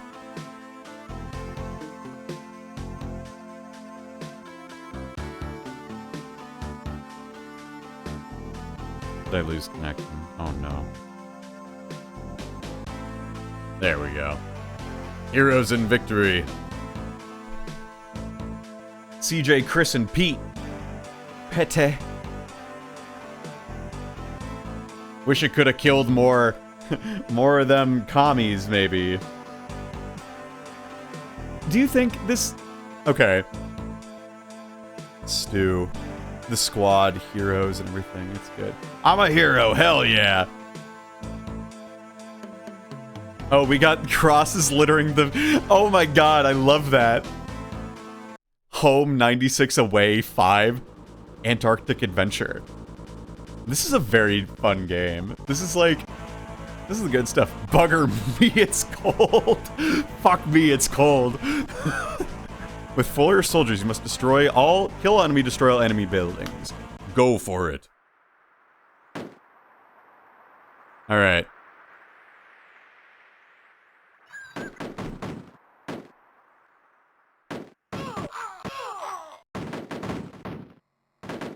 Is this how we destroy the building?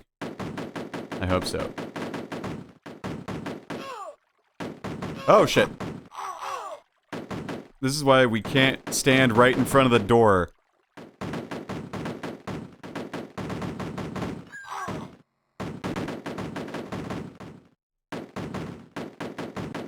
Alright. Hold the position. Alright. I have to destroy that building. Oh, I could jump over the cliff. I see. Okay, okay. We're learning. We're learning here, chat. This is a good little game. This is a good little game. So yeah, the wedding went well. The wedding went very well. I think Cannon Fodder sits high on the list of Amiga games. That's good to know. I'm enjoying myself tremendously. My wedding was May 25th. And it went very smoothly. I think I had a wonderful time. I say I think because I'm playing Cannon Fodder and talking and gaming is difficult. We got married. It was very fun. I was definitely just like super relaxed the whole time. It was very funny. So we had a welcome reception the night before. And we, you know, that was where we catered it, ordered pizza, got buddies for all you... No! Who died? JP. They killed JP! We gotta get cover. We gotta take cover. We gotta take cover in the house. Alright, we're good. Okay. We had a welcome reception, which went very well. With the idea of, like, you know, we'll sort of have everyone get to know each other before the event, so that the way they recognize people beforehand. And, you know, we had the reception before that, and, or fucking hell, the rehearsal before that. And then, everything went smoothly. So after 7 p.m., I was like, look, people are gonna tell me what to do, and I don't have to worry about, like, anything. And I didn't. And so I woke up the day of my wedding, and I was very calm and very collected. And one of my guys got caught in the explosion! No! Oh, that's good. That's bad, but that's good. And so, you know, I woke up, I went downstairs to the hotel lobby to get breakfast. Had that, like, you know, shitty continental breakfast they have at hotels and everything. Those commie bastards, how could they kill Chris? And... Ooh, they're slipping. I died. Rip Chris. And the idea, you know, I just went up to my room, got sort of changed within reason, and then proceeded to play Metroid on my 3DS and watch Spider-Verse. So, until about 11. And then it was time to go to the place where I was getting married. And that was cool. And then, you know, past the time on site, we played euchre. Those motherfuckers, they beat me at euchre on my goddamn wedding day. They beat me at euchre on my wedding day. How dare they? Which one? Metroid, Metroid NES.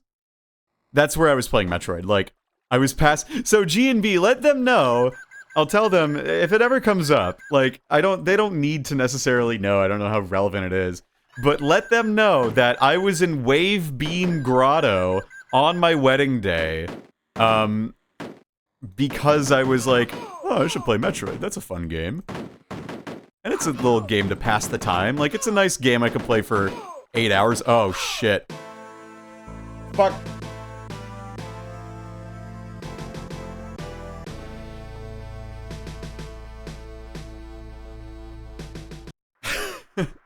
Hector, Elroy, Softy, and Mac.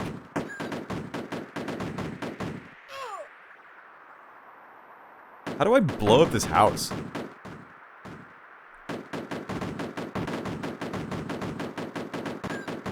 I don't even know. So I was playing Metroid on my wedding day, which is always, like, a fun one. So maybe I'll make a Liam Triforce-esque video about it. About, like, Metroid on my wedding day and love and what does it mean to explore love in the same way that you explore Planet Seeds. What if I did that, huh? Might be manual consulting time. It might be. It might be. Let's just press every key and see what happens. What does shift do? Oh, rip to my boys. Oh, well, escape just ends it all. Rip to all these boys.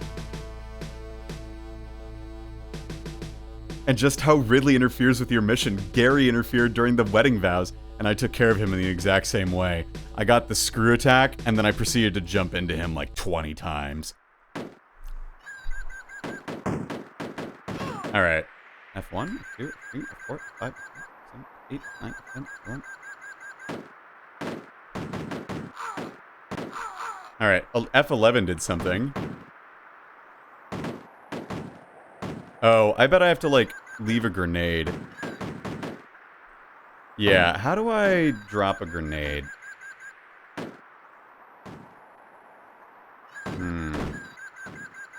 Is it control? No. Alright, how do I pause it? Oh, wait! Spacebar swaps.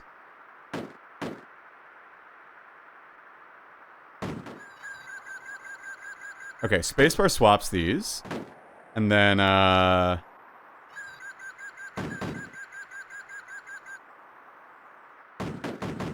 we're gonna figure this out. We'll get there. We'll get there. We'll get there. I'm a capable gamer who can't read, but it's okay.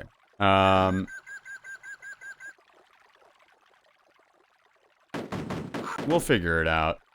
G for grenade? They do happen to really enjoy their alphanumeric codes. Not G. I feel like it's probably like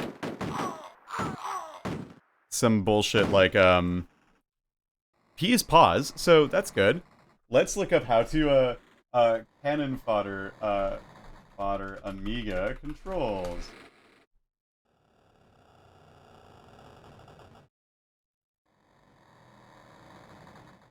Using weapons. Press the right-hand mouse button to turn the pointer into crosshair. Press and hold. Hey. Oh, there we go. There we go. And you have a bazooka. Okay.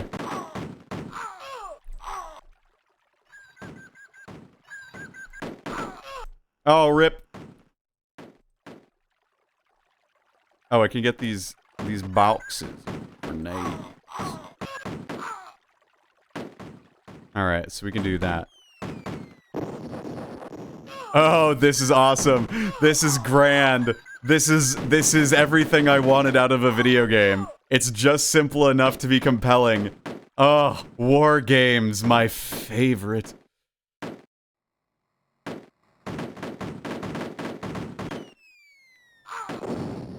Alright. Ah, damn it. Okay, but I get it now. This is cool. I like this. I like this a lot, actually. I am gonna try Actually, I need to press exit before... How do I... I need to make sure that I need to make sure I save this. Or, no, maybe I don't. I think what I want to do is get a feel for a lot of these Amiga games because, you know, again, smoking that was like a good 40 minutes on the on this game. Okay. Let's see what else is around, right? Let's try Out of This World. Let's see if Out of This World works. I wonder what else there is. Back? Okay, so let's try Another World. I'm gonna try Another World again. Maybe we'll actually get lucky this time. Maybe Another World. Okay. Okay. Another World. Another World Amiga.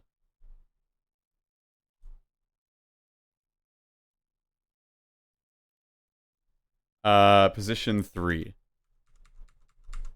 Is my numlock on? Okay, yeah. Okay, so what I need to do is I need to turn on the system, maybe? Let's see. Let's figure this out. Let's figure this out. Oh, is this the DRM? I don't know. I think this is the configuration thing. We could try it. Let's see. Define Amiga buttons. Let's do left, right, left, down, up. A, B, C, D, R, T. I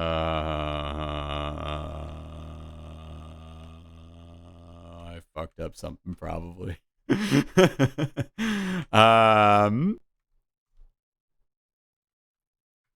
right, let's try this. You got to consult the manual to type in the code. Oh no. Okay. Another World Amiga DRM. All right. Consult the manual to type in the code. All right. Yeah, that'd be great. Another World Amiga code. I am going to reset the thing now that I just like I fucked with all my controls.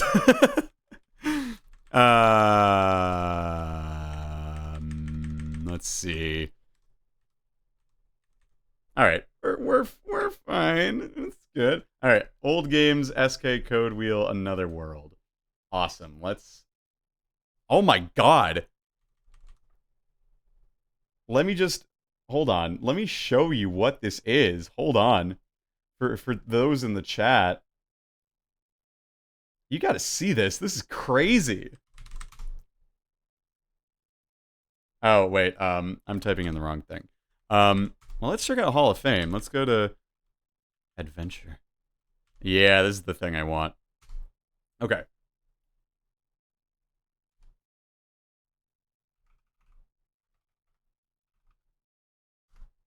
Okay. So like,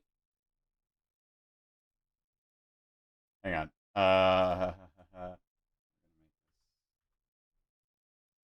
12. Okay. Okay. Okay. This is what we call in the business dead air. But it's okay because we're capable. Okay. Look at this. I mean, look at it. Okay, so we need to. Oh, I need to. Bear with me. I have my like thing that blocks JavaScript if I can help it. So we gotta convert the position to N10. So we gotta move N to 10. So like that. Select the symbol corresponding to the position N10 on the code wheel. N10? Old school anti-piracy measures are wild. Okay. So after the game set, the player's after symbol sequence not more than 3 symbols in length from one of the whole sections A to N. The game did not care which the order. Okay, so N10. So it's, here we go. Now, the thing is, I don't see my mouse. So I'm not sure how I'm controlling it on here.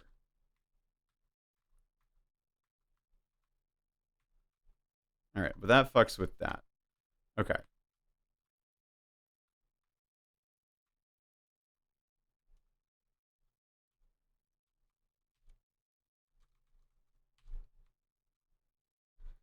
Can I might have to remap my controls, honestly.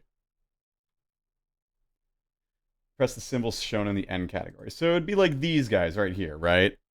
You got the transformer, you got the red sigma, and you got something else, but I don't see that symbol here. You're set to 9, not 10. Oh yeah, you're right. Okay, N. Okay, yeah, I see it now. That makes sense. Thank you for the catch. The thing is, I'm not sure how to get my mouse working here. Let's try that. I'm not sure. I think this was played with a joystick, right? Define Amiga buttons. Let's try this. So we'll go right, left, down, up. A, B, C, D, and then right trigger could be this one. Left trigger can be this one, and pause can be P. Okay. All right. Let's try that. Let's see. Nope, that's still not quite working. All right. We'll try this another time. I'll figure it out. What else we can do? But this is very cool. So thank you. I will absolutely make use of this at some point down the road.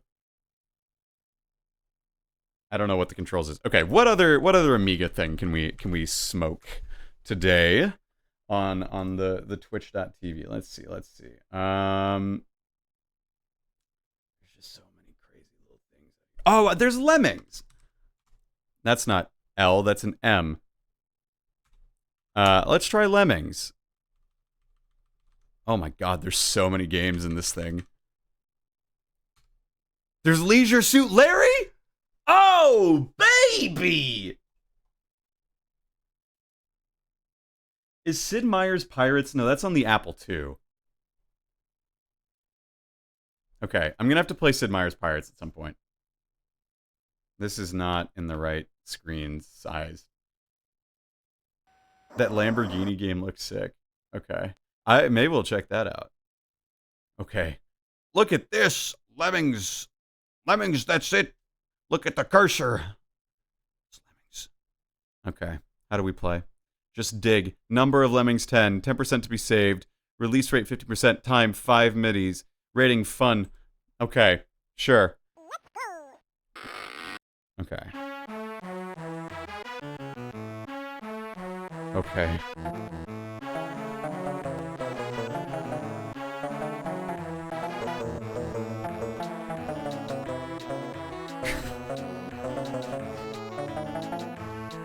I'm kind of impressed by the musicality of this, but I do need to figure out what my controls are. Okay. Okay. Come on, buddy. Okay, we're gonna figure this out. Surely, right? We're gonna figure this out surely, right?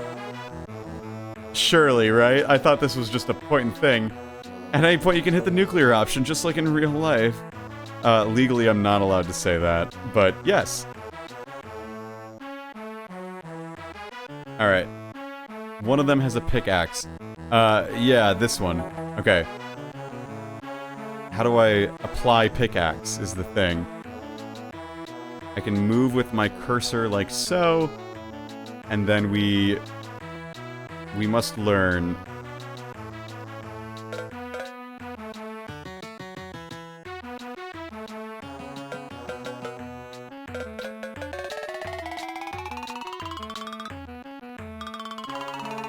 I like the sound effects. Okay, so when I'm over a dude... Alright, so... Your time is up. Rock bottom. I hope for your sake that you nuked that level. Press the right button for the menu. Okay. Fun? Tell me, tricky, fun, tricky, music, FX, music, new level. Enter the access code. Let's play something else.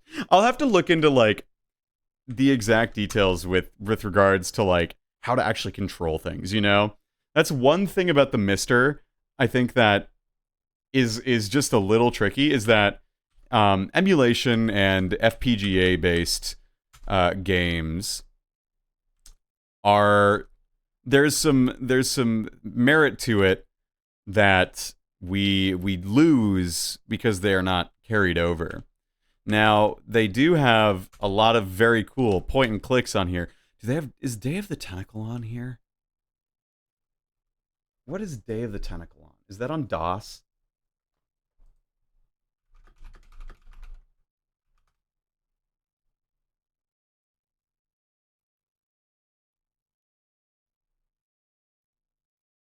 Or is that just a PC game? They got Maniac Mansion. They got Monkey Island. They got that Monkey Island. Oh my god. They got some good stuff on here.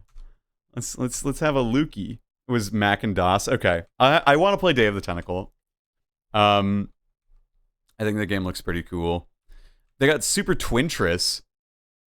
Oh, can I actually show you all a game I really like right now? It's not on the Mister, but I want to show you all because I'm really into it right now.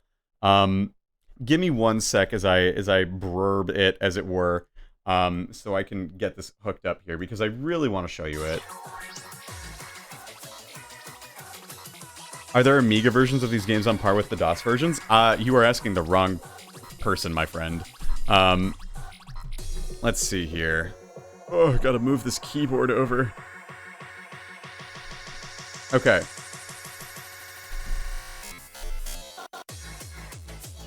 Side note, what a great mix. Okay. And let's see. I'm gonna move this over. Yeah. Okay. Let's play another game. Let's play another game. Okay. I'm gonna set this one going, and I'm gonna move this over here. I have found a very cool new game that I really like. It came out only a little bit ago, and it's a game that was made by some folks who's you know, I find them entertaining people. So like, let's do it. It's a game that you can get on itch.io, I think for free right now. If not, for like $2. It's really good. I would recommend you you give it a whirl. I've almost got it pulled up here. Bear with me. We're gonna move it to the appropriate layer because I am a freak who happens to care a little bit about my stream overlays, just a little bit. And we will just do like something like that. All right. This is Dominoid. It's made by Ding Dong VG, and it's a block falling game that I've been playing a good amount of, and I think I would love to show you all this if you haven't already heard of it. It's very cool. So the idea is that ready, go. The idea is that it's a block falling game that you want to make rings, right? You are trying to make rings as opposed to like other things. This one came out like in the last little bit. Like it's very new. And I am not particularly good at it, but I have played enough Tetris in my life to be like functional when it comes to talking and playing block falling games like this. So what you're gonna see is that I am about to make a ring in this. It's not math, you just have to match the numbers, Kurisu. It's not that scary. But you can see kind of how this works. You wanna make these rings. And the idea is that I think I don't have a good dominant strategy yet. But it's a game I've just, like, loved to play kind of at the end of the day these days, where I can just, like, play a nice little block follower that's a little different from Tetris. It's like Tetris, yes. I think calling it like Tetris is a little reductive because it's definitely its own thing. But, like, you can see there, and it actually, this is where it's really cool. There is a legitimate manual that you get with the game when you buy it. So, in case you want to learn how to play, there is a manual. And it's written in, like, a style that is, like, very evocative of older games. And so you get kind of that feeling. Like, you can tell that the person who made this game knows how to do it. Yeah, but New Tetris is like the Tetris, but you have to literally build shape. Yeah, but, like, okay, consider. Listen to the sounds that make when you drop a block.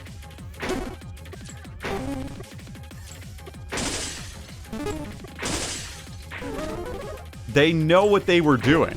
Like, this is so Tetris Grandmastery.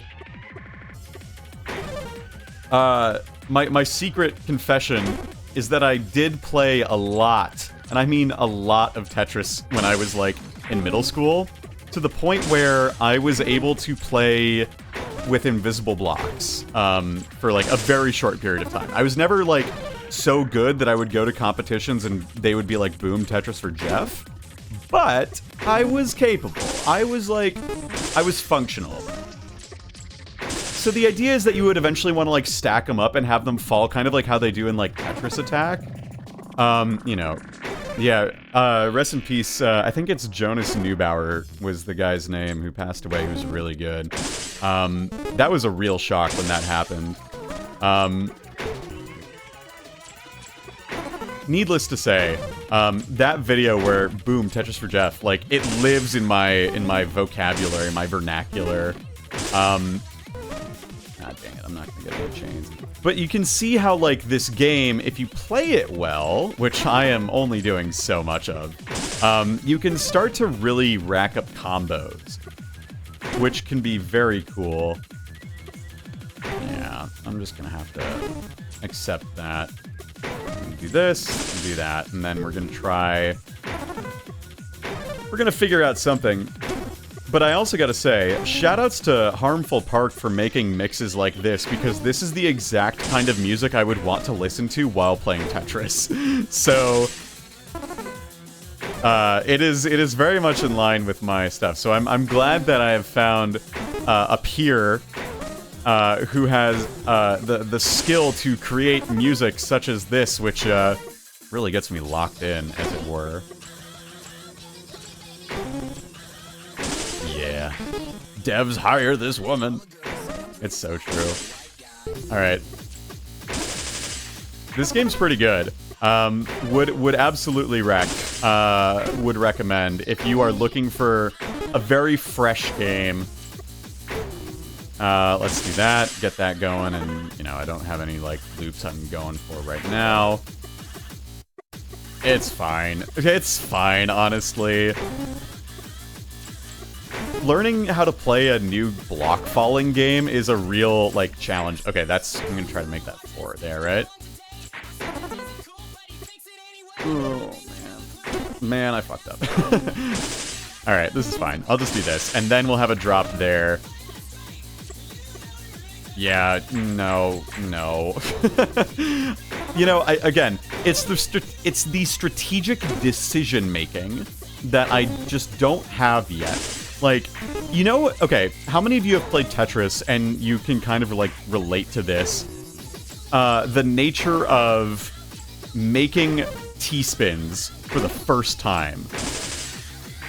If you've never made T-spins and you are trying to learn how to make T-spins, it is like an intentional practice that you have to develop, right?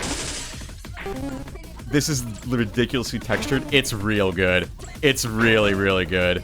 Oh, wait, hang on. Oh, wait, hang on. Oh, wait, hang on. Oh, and you can also juggle blocks, too. I think that this game is pretty cool. I really hope more people check it out. I might write a little thing on it on my website, but even then, like, you know, very few people see that besides like the folks who are kind enough to take the time out of their busy schedules to read it. You could definitely make a YouTube video out of this, but like, you know, Jesus Christ.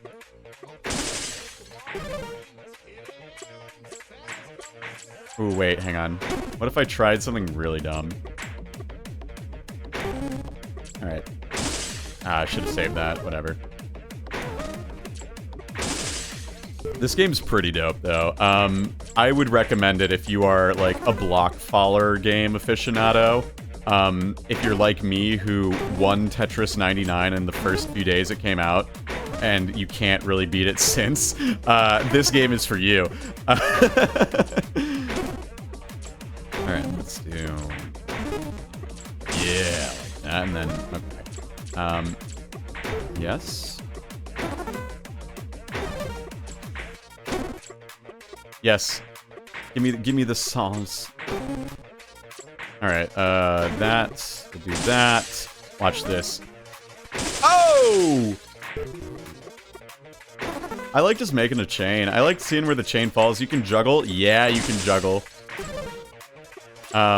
Which is good and fun. Let's see. I want to make this 2 go down here. 5, there we go. Ball, and then we'll do this. 4s, make a nice little easy one. Ooh, ooh, ooh, ooh, ooh. I could make some 3s magic happen over there, maybe. Yeah, okay, okay, okay, okay. And then I'll do... No, no, no. Wait, yes. Okay. You know what? Never mind. It's fine. It's fine. And then I just need to get rid of that 5. And I can do that, like this. And so I'm actually goated. I'm so good at this game. Check this out. Boom, Tetris for voltage. That was a ring. Like how you can ring me up to, like, hire me for your next birthday. I do events. I will narrate your audiobook if it is, like, you know, rates are good. You can find my rates on my website, etc., etc. Ooh, I could try to make a ring there. Puzzle games with conflict like this I super struggle with. That's, yeah, I agree. I think, like, the thing that is so difficult to do at first is, like, it's hard to know, like, how to even set them up unless someone shows you. For me, like, I felt like even just knowing, like, how to do a 2-wide, I didn't even know how to do that until, like, I watched YouTube videos on it. Like, I am decidedly not an innovator when it comes to, like, block falling game strategy. But I have fun with them, so, like, that's all that matters, right? Eventually you just it starts to become second nature, and then you can play from there. And I think that's why, like, I can sort of talk and play games at the same time when it comes to these kinds of games, because I just have experience doing it.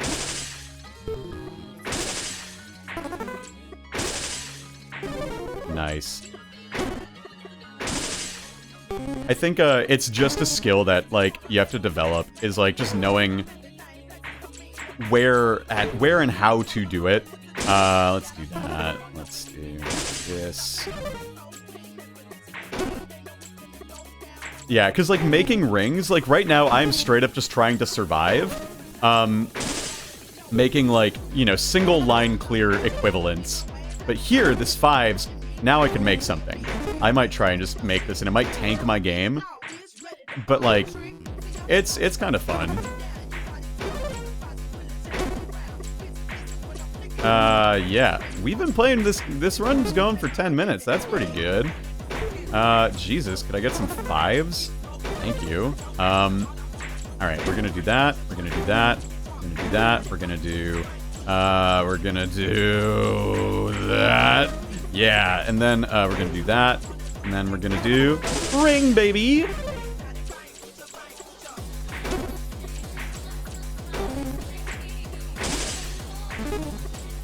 Alright, I want to do that, and then... There we go. Nice. Very good. And then, what if I did that, this, And this is what the commentary is going to devolve into, so I hope you're excited for that. And if you're not, well, you know, you're not paying me money to play this, so it's fine. Unless you are, unless you want to, if so, you can subscribe to twitch.tv/voltagevideo. But please don't if you expect, like, regular streaming. I only do this when I feel and I have time. Alright, I think, how much is left on this set? Okay, we have 15 minutes yet, so we're good.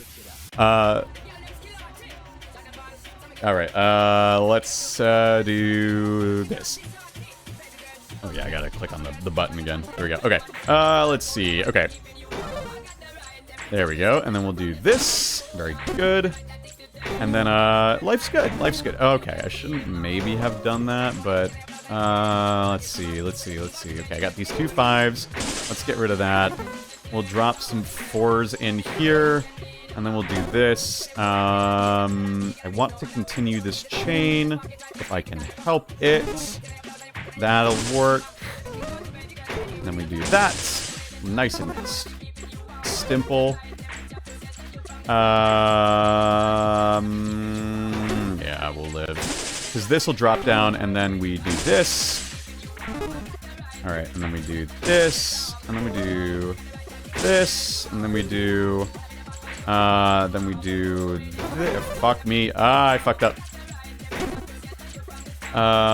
Yeah, let's do that.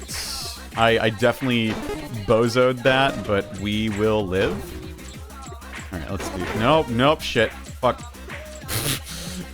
Sometimes we just play games and, like, we just play them for fun. Like, I'm only so good at video games, dude. I pretend like I was an amateur at the best. Like, so, you see, like, it's just like, oh, I don't like that. Well, that's fine.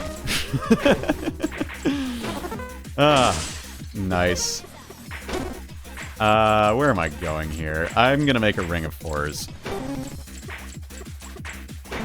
And then I'm gonna throw that 6 there, and... making a ring of 4s was an immediate bad idea. That was also a very bad move. If I could get A6, that would be great. I just need to survive for 1 more block.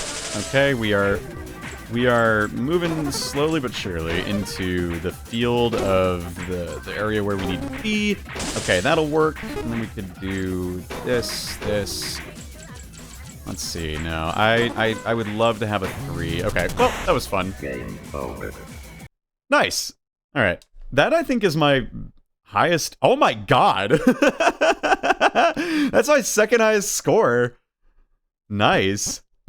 Let's do the Undertale Chapter 3 thing, I think. I don't know, I haven't played it. I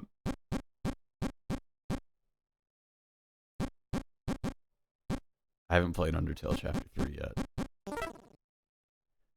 Yeah! So you can see, like, in the high scores, they've got Dom and then Eno, so like Domino, and then it's Ding Dong and Julian. Yeah! That's pretty good. So that's what this game is. I think it's very cool. I think if you are looking for a game, looking for a cool game to play, this game's pretty good. I quite enjoy it. I think that at this point, I am going to probably wrap her up here. But let's see if there's anyone we can raid, I don't think I have anyone that I can raid that I'm following, so. Yeah, I think that's going to be it for this stream. Thanks for tuning in, everyone. Thanks for letting me play some Amiga games. And also let me show you Dominoid. Very fun time. I'm not sure when I'll stream again next, but you know what? I had some time and I had a great time doing it. So yeah, thanks for tuning in. Thank you Bob's Gaming for the follow, Dukes and Jukes for the follow. I appreciate y'all great. And until then, catch y'all around.